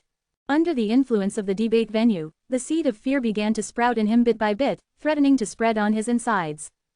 My God, what is in the mist? With his eyes wide like a pair of saucers, Wesley stared at Duke in dismay. Duke shook his head helplessly and laughed, sharp bitterness resonating in the sound. We are all going to die, he said quietly. What? How dare you bring me here? I quit, Wesley sputtered, his mouth twisting. Disbelief etched his features. Although he knew that the debate venue was rife with danger, he felt it was incredibly insensitive of Duke to bring him and the others here, since it was apparent that all of them were about to die. Duke had effectively thrown them into the beast's den. Our clan has kept the wisps of your souls before we came here, Duke continued earnestly. The reason why our clan cultivates us is that they hope we can repay them someday in the future. The debate this time is of utmost importance, so we have to take it seriously. As Wesley listened to this, his eyes twitched. It's not so simple to defeat the fears in our hearts. That's correct. Usually, what we fear the most is stronger than ourselves. I have been wondering why no one has stepped into this debate venue for so many years. It turns out that this is simply a dead end. Many people began to regret coming here. Not everyone was able to pluck up their courage to face the worst fears in their heart. It's only that you must face them. Of course you cannot defeat them, Reinhard said with a faint smile. The courage in your hearts will support you through thick and thin. What do you mean? Someone asked. Reinhard pointed at the ground. Only then did the rest of them see the complicated lines on the ground, forming one unique array after another. The designs were a sight to behold. Use the truth of godly way that you have comprehended to summon the powerful avatars. This is what the debate venue gives you, Reinhard said. Powerful avatars. It can be done merely through one's imagination. The deeper our understanding of the truth of godly way, the more powerful the avatars would be. Am I correct? Contemplating on this, the true gods seemed to sense a glimmer of hope once again. Is it possible to summon an avatar of anything I imagine? Zen asked curiously. Reinhard shook his head. No, it is just the same as fear. The avatar is the thing you rely the most on in your subconsciousness, it's something that gives you the strongest sense of security. I see, Zen nodded. Driven by curiosity, they walked over to the center of the arrays. Yan smiled at Zen before flying over gracefully. Soon she was occupying an array. Buzz. Zen sensed Yan emanate a soft aura. He could not tell what kind of truth of godly way she was practicing, but the momentum she exuded was undoubtedly remarkable, which meant that Yan had a deep understanding of it. Little by little, streaks of purple light gathered and lit up beneath Yan's feet. The light seemed to leap from one point to another before slowly transforming into a human shape. The person that Yan most trusts and gives her a sense of security should be Harold, Zen thought to himself. It was very likely that the avatar Yan summoned was Harold. When Zen saw the avatar's appearance and clothes, however, he was so taken aback that he retreated a few steps. He did not expect Yan's avatar to be himself. The purple avatar was not the present Zen, however, but the one back in Central Region. Compared to the present Zen, the avatar looked younger, the expression in its eyes more naive. This had been the impression of Zen in Yan's heart back then. In terms of strength, Harold was far more powerful than Zen in Yan's eyes. However, ever since Yan had entered the Divine Land, she did not encounter any great crisis. Perhaps it was because she hid in the Everest Spirit Mountain and stayed in an absolutely safe state. Therefore, she did not need to depend on Harold and seek out his help. When she had been in the Central Region, however, she had suffered much hardship. Her brother had been her only hope. Zen seemed to be the only person she could rely on most then. It's really my brother, Yan said with a smile and looked over to Zen. I wonder who is more powerful. Is it you, or my avatar? Do you want to compete with it? With a long nameless sword in its hand, Yan's avatar looked young and energetic, its eyes exceedingly sharp. Although it was only at the internal elixir realm, its strength was not conditional on its cultivation level because it was an avatar. As soon as Yan finished her words, the avatar wielded its sword at Zen. Stop it, Zen said, smiling slowly. By this point, many true gods too had summoned their own avatars.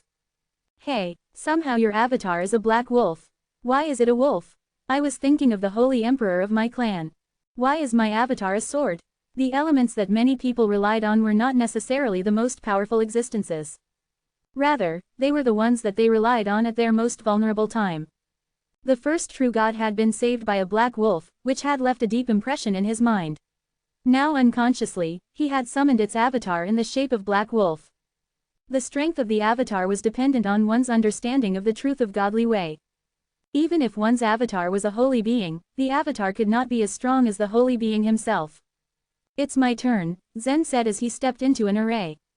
The stronger the truth of godly way, the stronger the avatar. This rule must have been set by the skeleton intentionally. Zen closed his eyes and fell into deep thought.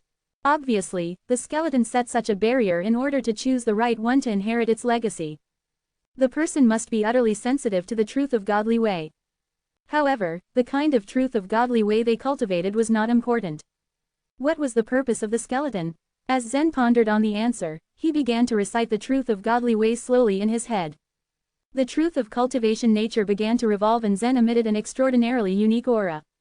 In the divine land, the true gods did not comprehend many truths of godly ways. Most of the true gods present had comprehended less than 10% of a truth of godly way. Reinhard, Duke, Tyrone Mew, and Ellis Fang all had comprehended a little more because of the inheritance of their clans. However, they too could only reach 20% of the criteria. It was not that they did not want to comprehend more, but they were unable to find a complete text of the truth of godly way in the divine land. What Zen had received, however, was a complete one. He had not fully comprehended the truth of cultivation nature and was unable to recite the last part no matter how hard he tried, but he still managed to comprehend almost 90% of it. As he employed the truth of godly way, a natural aura converted into specks of light and occupied the array underneath his feet, intermingling with the designs. That aura was so intense that it attracted the attention of the others as Zen employed it. Chapter 2036. An Avatar of the First Class. The light began to condense and quickly transformed into a dark shadow. As Zen watched, his curiosity grew. He wanted to know who he trusted most. He hadn't been with Yan for a long time, and he was not the most powerful being in her opinion. However, Yan subconsciously trusted Zen the most, so her avatar had taken his form. So, who would be the person he trusted the most? Who would the shadow transform into? As the light continued to condense, it finally turned into a slender, tall red figure.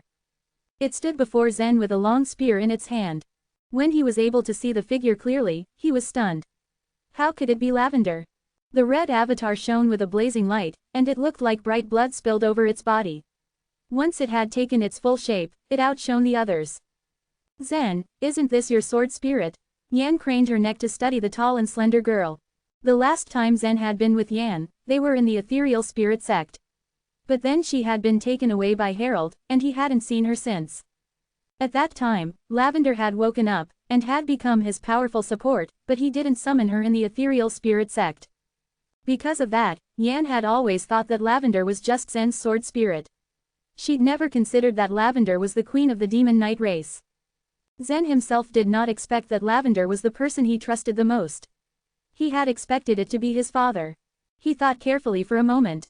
Realization dawned on him as he remembered that his father had only appeared twice when he was in dire need of him. Once his father helped him resist the luck-devouring snake tribulation, and the other time was when he fought against the energy soul of Murphy. However, when he was in the lower world, Lavender had accompanied him on many perilous escapades. All the way from the Tower of Sin to the Divine Kingdom continent. Now that he really thought about it, Lavender was indeed one of the people he had relied on the most during that time. The strange look in Yan's eyes became more prominent. "Zen, why do you trust your sword spirit so much?" She tilted her head and looked at Lavender with a curious expression. "It's a long story. She belongs to a special race. She was not a pure sword spirit. When I have time in the future, I will tell you what happened," said Zen with a smile. While the two of them were discussing Lavender's appearance, everyone around them stared at Zen's avatar with a dull expression on their faces. Reinhard was among them. What the hell is his avatar? Why is it so much more solid than ours? It's almost completely different from all of ours.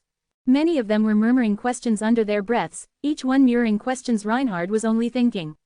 The deeper their understanding of the truths of godly ways, the more powerful the avatars formed in the array. The Sword Clan had a detailed study of the array textures here. Powerful avatars didn't have much to do with the type of truth of godly way that the true gods cultivated, because the avatars were not created by the true gods themselves. The avatars were actually created by the array textures.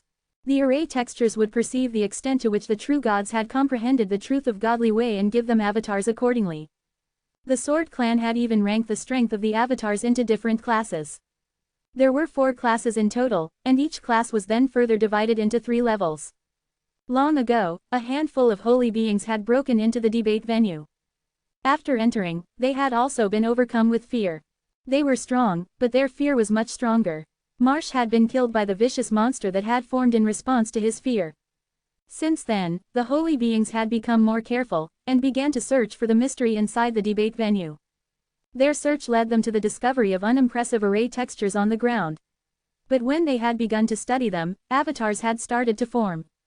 Without a doubt, their comprehension of the truths of godly ways at that time was far beyond that of these top-ranked true gods now gathered. The avatar that Marsh had summoned was the most powerful. It was the top level of the second class. Reinhard, that man, someone started to say, but was interrupted. What are the classes of the avatars summoned by Zen and his sister? Zen's avatar seems to be more powerful than his sister's. What's the class of his avatar? Didn't you say that the core object of our protection is Yan? The disciples of the Sword Clan whispered their questions to Reinhard, at a loss for what to do. Reinhard stared at Yan's avatar and then at Zen's. His sharp eyes reflected his puzzled feelings. He did not care about the images of the avatars. The strength of the avatars had nothing to do with their images after all. The moment Yan summoned her avatar, Reinhard had been ecstatic. The girl that Harold brought was truly extraordinary. Yan's avatar was in the low level of the second class. This meant that Yan was able to comprehend more than 50% of a certain truth of godly way. As far as Reinhard knew, only the avatars summoned by the holy beings fell into the second class. The avatars summoned by the holy beings of the Sword Clan were all in the second class. Marsh's avatar was in the top level, and the others were in the low level. However, the consummate true gods and the holy beings were not welcome in the debate venue. Even if they had powerful avatars, it would still be difficult for them to enter deep into the debate venue. If they were lucky enough to defeat the incarnations of their fears, there would still be even more powerful restrictions to face. So one could imagine how shocked Reinhard was when he saw the avatar Yan had summoned. He had once thought that this debate would be the last one in history. After all, as long as the Chosen One got the inheritance of that skeleton, there would be no need to hold the debate again. Reinhard firmly believed the Chosen One should be Yan. But now he wasn't sure. He would have never imagined that the avatar Zen could summon would be stronger than Yan's. It still boggled his mind. That avatar of Zen's is at least in the middle level of the first class. It may even be at the top level of the first class. Reinhard relayed the information to the members of the Sword Clan using life vitality. Solomon and the others were standing to the side with looks of disbelief on their faces. The middle level of the first class. Possibly the top level of the first class. It's impossible. You mean that Zen has learned a nearly complete text of the truth of godly way? They all knew that to summon such an avatar, the summoner had to comprehend 90% of a certain truth of godly way. It was hard to believe that Zen had the power of comprehending so much.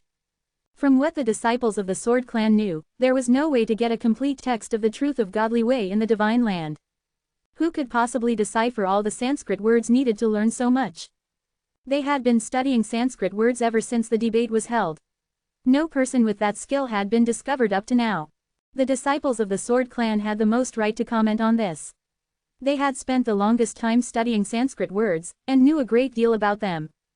I do not know why, Reinhard said in a low voice. As his face relaxed into a neutral expression, he went on, but it's a good thing after all. A great deal of good news. Solomon, deploy the eye of perception. Isn't it too early for that? Solomon questioned. We must inform Holy Marsh of the news as soon as possible, Reinhard answered. Solomon nodded, stretched out his fingers, and gently flicked them towards the ground. A small seed buried itself in the ground. In the heavenly sword divine city at the top of the sunrise tree, Marsh's eyes fluttered and he smiled. The seed of the eye of perception has been buried. Harold, you can see the scene below using the perception technique I taught you. The Sword Clan's perception technique was only a small trick derived from the Cyan Wood godly way. With Harold's talent, he could use it skillfully in an instant. Chapter 2037, The Truth of Holy Words. They have planted the seed of the eye of perception, which means that they have managed to summon avatars in the debate venue, Marsh continued. If Yan has really understood more than half of the truth of holy words, she may be able to summon an avatar of the second class. The old man next to Marsh spoke when he heard those words. In the past, we summoned avatars of the second class, but we failed to resist the manifestations of our fears. Although 4 of us worked together to force our way in, we triggered a restriction and had to retreat. Yan has an avatar of the second class, but she may not be able to resist the incarnations of fears. The old man was another holy being of the Sword clan, Gibson Sword.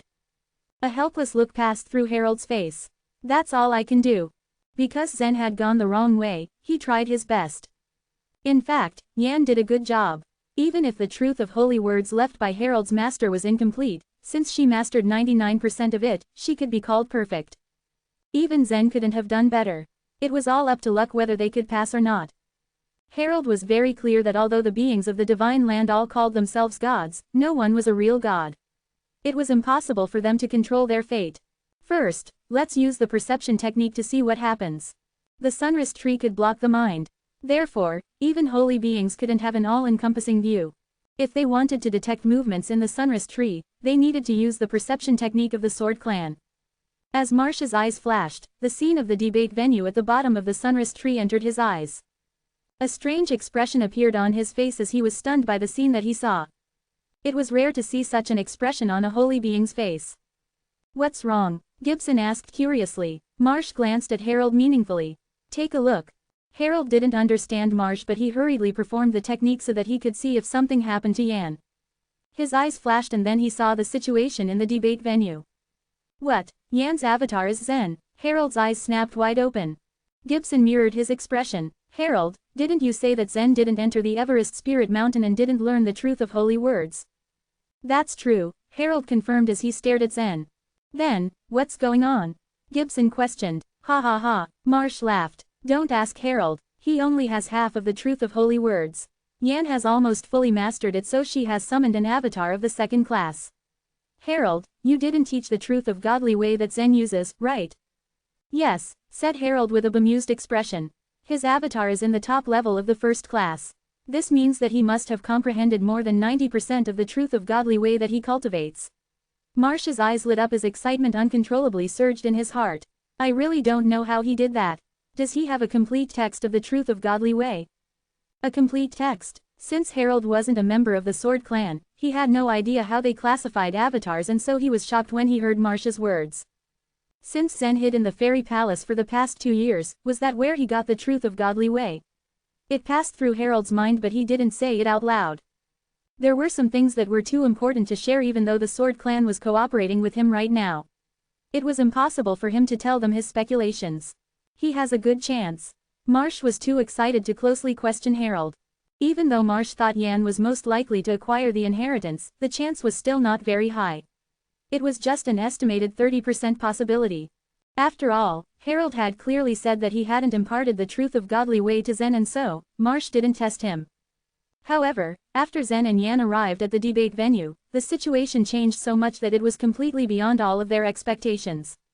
In the debate venue, Duke, Gino, Wesley, and the true gods of the alliance of powerful clans on the floating islands all had long faces. Duke tried his best to display the truth of godly way in the hopes of condensing a more powerful avatar. Even though the incarnation of fear he set in the mist was strong enough to attack all the top-ranked true gods, he still needed a strong avatar to assist him. The avatar was the most powerful weapon that the debate venue gave him, and he would kill the others with it when necessary. It took him a long time to condense his avatar, and when he finally opened his eyes, he didn't even get to observe his avatar before his gaze was drawn to Zen's avatar that was emitting a dazzling blood-red light. Zen's avatar. Duke didn't know the avatar's class. Normally, his avatar would be considered good, but next to Zen's avatar, it was like a firefly against the sun. They were on completely different levels. How could this be? Zen's avatar is actually stronger than his sister's. Quote. It made Duke grit his teeth and whisper, "It doesn't matter. I don't believe he can break through with that avatar." The true gods present condensed their own avatars one by one. Some of the avatars were in strange shapes and sizes, but the majority of them were human-shaped. "Let's go." At the signal, Lavender, his avatar, quickly stepped in front of him. "Charge." Whoosh. Lavender threw the long spear in its hand and it immediately turned into a red light that rushed out. It was as easy as controlling his own arm for Zen to manipulate the avatar because of his powerful soul force. When he saw the current Lavender, Zen couldn't help but think of the time when she was his sword spirit. The resemblance was uncanny, but the avatar was even stronger. All of the avatars have been condensed. It's time to go. Reinhard smiled as he spoke.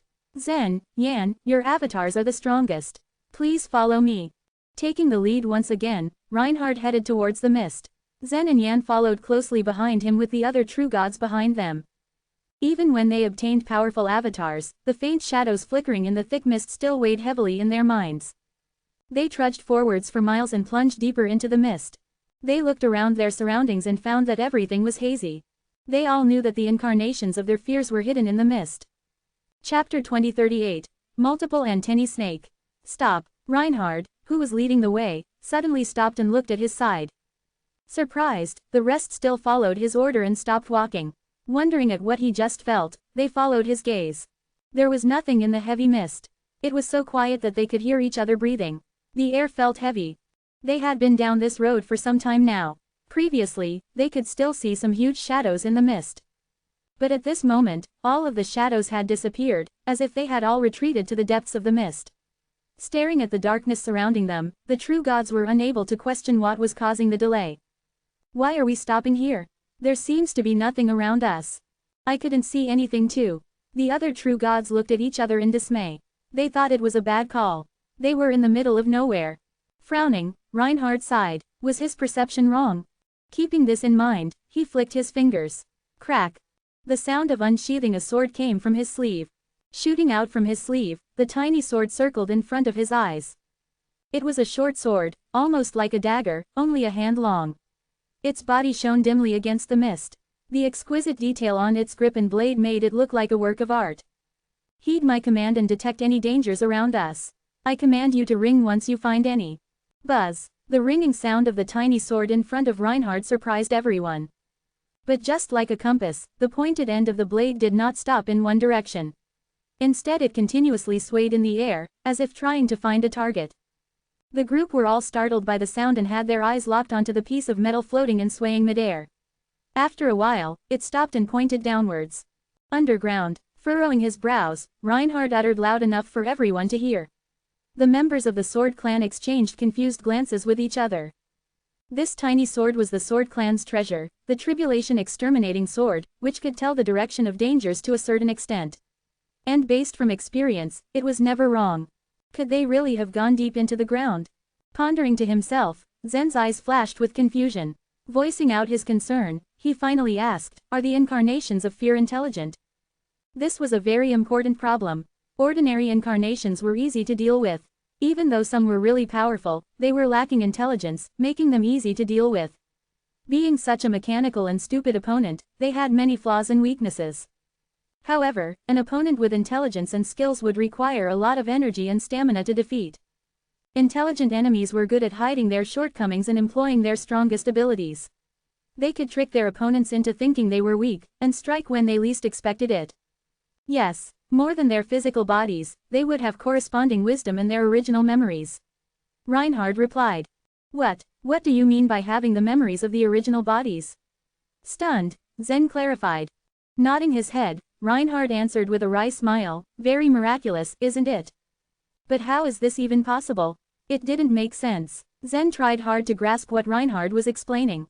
That is indeed possible. If what you fear is a certain creature in the divine land, then all the memories of this creature, including its temper, disposition and habits, will all be recreated. It would be exactly the same as its original version. Our Sword Clan has long confirmed this fact, Reinhard explained calmly. Seeing the incredulous expression on Zen's face, he continued, you should know that the debate venue was set up by another Shore Realm master. The creatures at the other Shore Realm are far stronger than us. Their skills and intelligence are far beyond our imagination. You were right, Zen agreed. It was true that he was clueless on what the capabilities of the warriors at the other Shore Realm were. They must have surpassed the holy beings. Thinking about it, Zen realized that it was very likely that they were extraordinary creatures. If that was the case, it made sense that the skeleton was able to set such an unimaginable spell.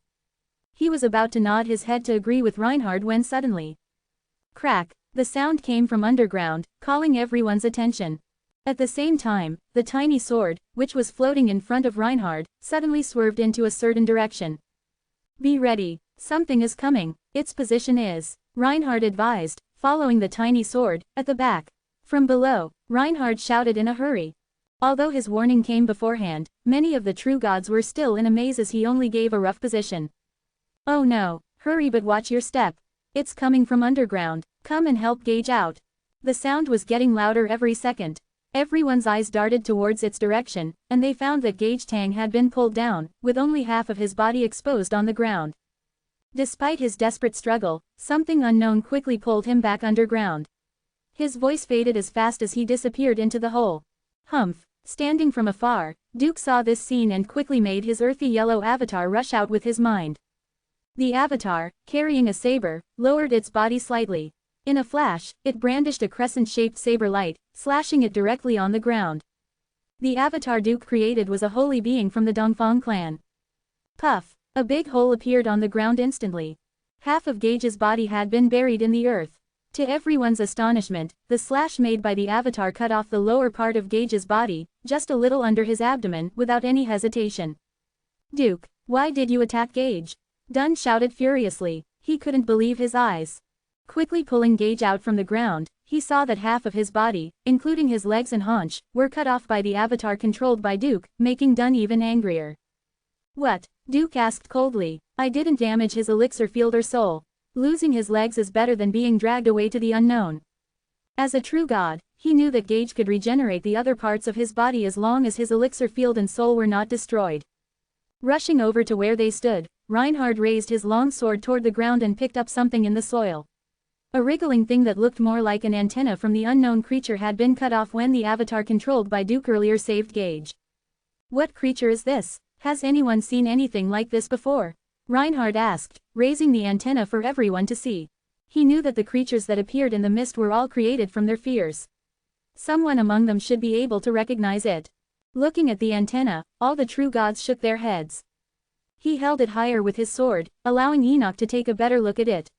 The latter's face immediately turned pale as he asked cautiously, could it be a multiple antennae snake? How could it be? Isn't the multiple antennae snake an ancient beast? It had been extinct completely. Who the hell has seen it before? The other true gods all shouted doubtfully. After a short while, Enoch took a deep breath and replied, I think I had seen it before. His statement triggered everyone's doubts. Seeing that nobody was willing to believe him, Enoch continued, I've been wondering about it since I saw many antennae in the mist earlier. My clan has a secret cultivation place left behind from the ancient times. After it was restored by my father, the children of our clan are able to practice there. This secret place enables us to see the multiple antennae snake from the ancient times. I was lucky since I saw it once when I was still very young. After that day, I had nightmares about it for 3 full years. After hearing his explanation, the other true gods' expressions all became restless. Damn it, why would your father repair an ancient relic? We'll all die here because of you. The multiple antennae snake is an ancient beast. If what you're saying is true, we will be in great trouble. Based from the records of the ancient books, the multiple antennae snake is indeed good at crawling underground. Noting that the earth here is soft soil made of the accumulated bark and tree roots of countless years, it's very suitable for it to move around. Upon hearing all this, many true gods stared fiercely at Enoch. But it wasn't his fault. Everyone had his or her own fear. Enoch had been clear that he had seen the multiple antennae snake when he was very young, and he had almost forgotten about it when he reached adulthood. However, this kind of memory was usually deeply hidden in everyone's mind, and the debate venue had finally awakened it. Chapter 2039, The Giant Thunder Rhinoceros. No one knew what powerful incarnations of fears were waiting for them, apart from the multiple antennae snake, Enoch's incarnation of fear. Although each of the true gods had used the truth of godly way to create a powerful avatar, these avatars did little to give them a sense of security. Reinhard, I think we should just quit now, before it's too late. Asked one of the disciples of the wealthy clans on the floating islands. He was not the only one with that thought. Many other true gods had made up their mind to retreat. It was not that these true gods were cowards. In fact, their resolve had not wavered since the start. After all, a true god who was qualified to participate in the debate would be of the top talents of the divine land. This sort of qualification wasn't easy to obtain, and was certainly not for the fearful or timid. No one was willing to give up so easily. The one who succeeded in gaining true ownership of the inheritance of the skeleton would be bestowed with a great honor, for themselves and for their clan. These true gods were the hopes of their clans. But now, their situation was desperate. The multiple antennae snake was a famous ferocious beast in the remote ages and was recorded in many ancient books. But there was more. It seemed as though encountering the legendary beast was not the only fear in the hearts of the true gods. And no one could guess what those fears were. Usually, even the chance of winning was 1 in a million, these true gods would take that chance and fight for the inheritance. Now, however, it seemed that the odds were completely against them. It was as if they knew that defeat was inevitable and certain. That fighting was an exercise in futility. Reinhard, however, looked disgusted. He took a long look at the true gods who had just expressed their desire to quit, and laughed. "You can go back now." "Really? Then what are we waiting for? We'll retreat. We can go back along the same route. Everybody, as long as we work together." "I haven't finished," said Reinhard. He did not shout, but his deep voice exuded a menacing authority that made everyone fall silent at once. "If you want to quit, you can go back by yourselves, and never show your faces among us again. None of our Sword Clan members will quit. Besides, the incarnations of fears have already been in the mist. I'm afraid you will die a much more miserable death on the way back. As for your choice, it's up to you." With these words, he raised his hand, still grasping the trembling tribulation exterminating sword. It was constantly vibrating in all directions, east, west, south and north. This only meant one thing: the incarnations of fears had surrounded them completely. Everyone was silent as they stared at the tribulation exterminating sword in Reinhard's hand. Obviously, Reinhard was the backbone of the team. Without him, there was no doubt that they were unlikely to survive for long if they chose to go back by themselves. "Let's go. Maybe we will still have a chance of survival if we move forward," Reinhard said, looking at Zen and Yan. "Our Sword Clan has participated in the debate countless times, but no one has an avatar as powerful as yours, Zen. The situation is not as bad as you might think." Hearing his words, the crowd locked their eyes on Zen and his avatar again. They knew Zen's avatar was extraordinary, but they couldn't even begin to fathom how powerful it was. Reinhard grasped the tribulation exterminating sword firmly in his hand and led the members of the Sword Clan forward. Zen and Yan followed without a word. Enoch kept throwing furtive glances at the true gods, afraid that they would take their anger out on him and beat him, so he shuffled forward sheepishly, catching up with Zen and Yan. In the team, there was a short true god whose eyes were no larger than 2 soya beans, black and glistening. He stared at the mist in the distance with his bean-sized eyes. As he observed, a hint of a smile formed at the corners of his lips. This true god was rather inconspicuous. No one paid attention to him. If he were to suddenly disappear, no one would even notice. When the group had fallen from the top of the sunrise tree, he had correctly told the others the number of true gods who had died because of the explosion of their elixir fields. His avatar, too, was very good, only a tad weaker than the one summoned by Reinhard. If this had been a debate like the ones before, he would have surely attracted attention. But this time, he was overshadowed by Yan and Zen. Nobody noticed him. The other true gods, though very conflicted, knew that death was almost certain if they split from the group and retreated. The only rational choice was to bite the bullet and go ahead. Duke took a milky white pill out of his pocket and threw it to Gage. His eyes on Enoch's back, he sneered, "I didn't expect that a multiple antennae snake would appear. The world is so big and full of wonders. But even the multiple antennae snake is nothing compared with that thing that is waiting for them." Even in the midst of the mist, Reinhard still knew the way. The debate venue was an open and curved space. The farther they walked in one direction, the narrower it became. Although the tribulation exterminating sword in Reinhard's hand was trembling fiercely, the journey went on smoothly, contrary to their expectations. However, this lack of obstacles was not calming to the true gods. They were all experienced warriors, and they knew very well that this kind of calm was abnormal. Could it be a trap? After they walked over 100 miles, the tribulation exterminating sword in Reinhard's hand suddenly pointed straight ahead. "Watch out, there must be something in front of us," Reinhard yelled. Swoosh, swoosh, swoosh. Over 10 of the true gods' avatars quickly moved to the front. These avatars could not be destroyed, and the Sword Clan disciples were trained sufficiently to be able to manipulate their own avatars to rush forward, obeying them at their first command. Roar! A tall figure suddenly burst out of the thick mist in front of them. It was a giant white rhinoceros. The most eye-catching part of the giant rhinoceros was its huge horn. Above the horn, the purple lightning turned into numerous concentric thunder rings that continued rotating hypnotically. Each time it took a step, its claw left a lightning footprint on the ground. It was as fast as a thunderbolt. No one knew where the giant rhinoceros had been hiding before it emerged. All of a sudden, it rolled out like a landslide, accompanied by the continuous cracking of the thunder rings on its horn. "Go away," Reinhard barked. In an instant, the Sword Clan disciples in front divided into two groups, standing on either side. "It's the giant thunder rhinoceros. It's a 5th-grade ferocious beast of the Everest Spirit Mountain. Whose incarnation of fear is this? I don't care. What does it matter whose incarnation it is? Run, don't fight this thing head-on. If it gets angry, it can pierce a hole in a mountain." As soon as the disciples of the Sword Clan had moved away, the true gods quickly made way for the giant thunder rhinoceros. The giant thunder rhinoceros was indeed fierce. However, despite its brute strength and temperament, it was not very intelligent.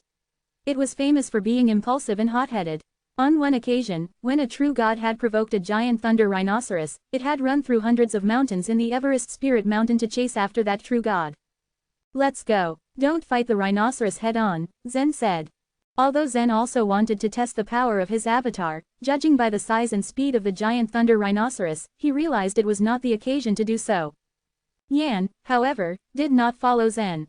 She simply smiled, standing still. "What's wrong?" Zen asked curiously. "Have you forgotten how long I have been in the Everest Spirit Mountain?" "A long time, I tell you. I know how to deal with it. I know the right way," Yan said calmly. Although Yan rarely fought with the true gods or got involved in life-or-death battles, she had been trained extensively in the Everest Spirit Mountain. After Harold had taken control of the Everest Spirit Mountain, Yan was able to move freely in the forbidden area. She had no concern for the Black Mountain Ghost Monkey or the Heavenly Eye Snake. She knew their weakness as well.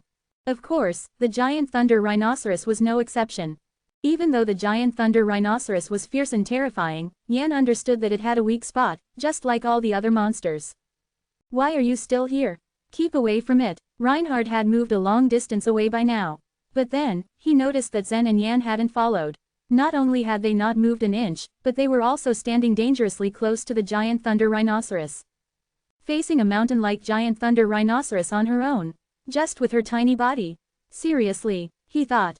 By the time his thoughts had trailed off, the giant thunder rhinoceros had already crossed the short distance between itself and Yan. The giant beast and the petite girl now stood face to face. Chapter 2040, The Sky and Thunder Breaking Necklace. The presence of Harold guaranteed the safety of Yan, who had been receiving much training over the past few years. Although this kind of training was nowhere near the battles of life and death, it was still necessary to train Yan and make her a formidable warrior. Facing the giant thunder rhinoceros, when most of the top-ranked true gods chose to run away, Yan was able to deal with it calmly because of her many years in training. Zen stood behind his sister without ever moving.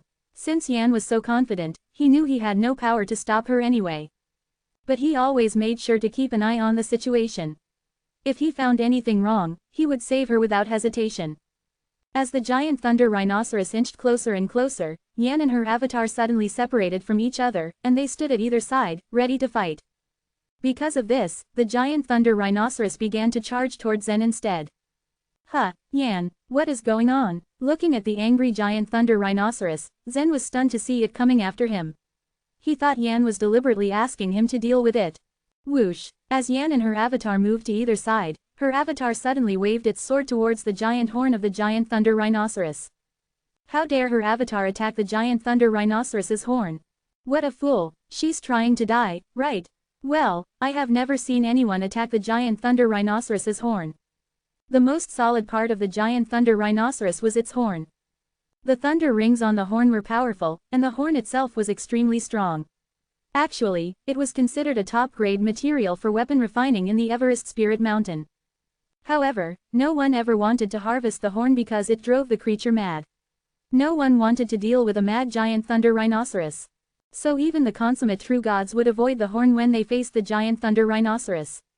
But for some reason, Yan had enough confidence and motivation to attack the horn deliberately. Clang! After a ringing sound, the giant thunder rhinoceros stopped in its tracks and its eyes flushed with redness. It roared and rushed towards Yan's avatar desperately. The avatar of Yan was on the right, while Yan herself was on the left. As the giant thunder rhinoceros twisted its neck and dashed towards the avatar, Yan kicked the ground lightly and gently lifted off the ground, floating into the air. Whoosh! Within the next moment, she stood securely on the creature's neck. Seeing Yan's bold action, many true gods were stunned. Was she really confident enough to do this? They had never seen anyone who dared approach a giant thunder rhinoceros this way. Everyone was always too afraid. In history, the most common way to deal with the giant thunder rhinoceros was to let a true god with unusually fast speed lead the giant thunder rhinoceros, and then a group of true gods would come and attack the giant thunder rhinoceros together. Being approached by the giant thunder rhinoceros just meant a death sentence. Instead of dodging the creature, Yan placed herself on top of the giant thunder rhinoceros. To others, it looked like she just wanted to die. Roar, roar, roar. The giant thunder rhinoceros shook its head crazily, trying to get the girl off its back so it could devour her. However, the giant thunder rhinoceros's neck was short and thick. No matter how hard it resisted, it was unable to attack Yan. The true gods were terrified by this scene, hoping for Yan to just retreat and save herself. Zen was also very nervous as he watched his sister. Although he believed Yan had the ability to subdue the beast, he was still very worried when seeing her climb up the beast's neck. The giant thunder rhinoceros wriggled continuously, but failed to throw Yan off its back. Just then, the thunder rings on its horn began to flash rays of light. Sizzle, sizzle, sizzle, it began to emit a rare purple thunder from every pore of its body. Crack, crack, crack, just before the purple thunder bloomed, the necklace hanging on Yan's chest began to flicker. Just then, all of the purple thunder that the creature excreted was absorbed by the necklace. Her necklace was able to absorb all lightning and thunder energy from the rhinoceros. This sort of precious treasure was extremely rare. Is this some thunder arrestor?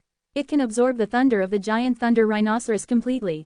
Is this a supreme treasure of belief? There's no way this can be an ordinary supreme primordial weapon. No wonder she could come so close to the giant thunder rhinoceros. The once unimpressive necklace immediately drew everyone's attention. Then, Yan circled around the giant thunder rhinoceros's neck, with a purple light flashing vigorously in her hand. I'm sorry, she whispered, her eyes revealing a trace of sadness and pity. Even though she received training in the Everest Spirit Mountain, Yan rarely killed the creatures there. Through the ability given to her by Harold, she even communicated with the ferocious beasts and treated them as her own friends. Everyone else feared the giant thunder rhinoceros, but deep inside, she felt sorry for it. She didn't have the heart to hurt it. A word came out of her mouth. Strengthen. As the purple light condensed, it gradually formed into a purple thorn. Puff. She stabbed the thorn into the bottom of the ear of the giant thunder rhinoceros. Just as the thorn was inside the creature halfway through, a dazzling lightning burst out from the giant thunder rhinoceros. Boom! The lightning instantly engulfed not only the giant thunder rhinoceros, but Yan as well. Yan. Zen took 2 steps forward. As the lightning continued to surge outward, even he was unable to charge in. All he could do was wait. The lightning lasted for about 20 seconds before it stopped completely. When Zen saw it clearly, he let out a sigh of relief. The furious giant thunder rhinoceros dropped to the ground, lifeless. There was a small hole in the bottom of its ear, and the bloodstains around it had been dried up by the lightning. Yan stood on the giant thunder rhinoceros, looking helpless. She is so powerful, it only took her a few seconds to kill the giant thunder rhinoceros. Even a consummate true god wouldn't have been able to do that. 4 years ago, I entered the Everest Spirit Mountain with 3 consummate true gods of my clan. We attempted to get the giant thunder rhinoceros's horn, and it took us nearly an hour to kill it. Although many true gods knew Yan to be an extraordinary girl, they felt that she had learned some special abilities and she wasn't strong without them. Only now did they realize that this girl was not as simple as they imagined. After a few moments, Yan floated gently and landed in front of Zen. There was purple lightning constantly flowing back and forth in the necklace around her neck, as if the lightning that erupted from the giant thunder rhinoceros had been absorbed by the necklace around her. Yan, you are so powerful. You killed it so easily, Zen exclaimed. Now he was convinced by the strength of his sister. Actually, I didn't kill it, Yan said calmly. I just pierced the thunder container in the middle of its neck, letting it kill itself by explosion. If Harold didn't give me the necklace, I probably wouldn't have been able to do that at all. The lightning power of the giant thunder rhinoceros was extremely powerful. If it burst out, people standing near it wouldn't have stood a chance. However, that necklace was indeed a supreme treasure of belief from the Everest Spirit Mountain, the sky and thunder-breaking necklace. Although it was only a first-grade treasure, it had very strong powers to absorb thunder. Apart from a few particular types of lightning in the Divine Land, all the other lightning could be all absorbed by it in an instant. In addition to the necklace, Yan also knew well about the habits and weaknesses of the giant thunder rhinoceros because of her previous training experience. All these things considered, that was why Yan made it seem so easy to kill the creature.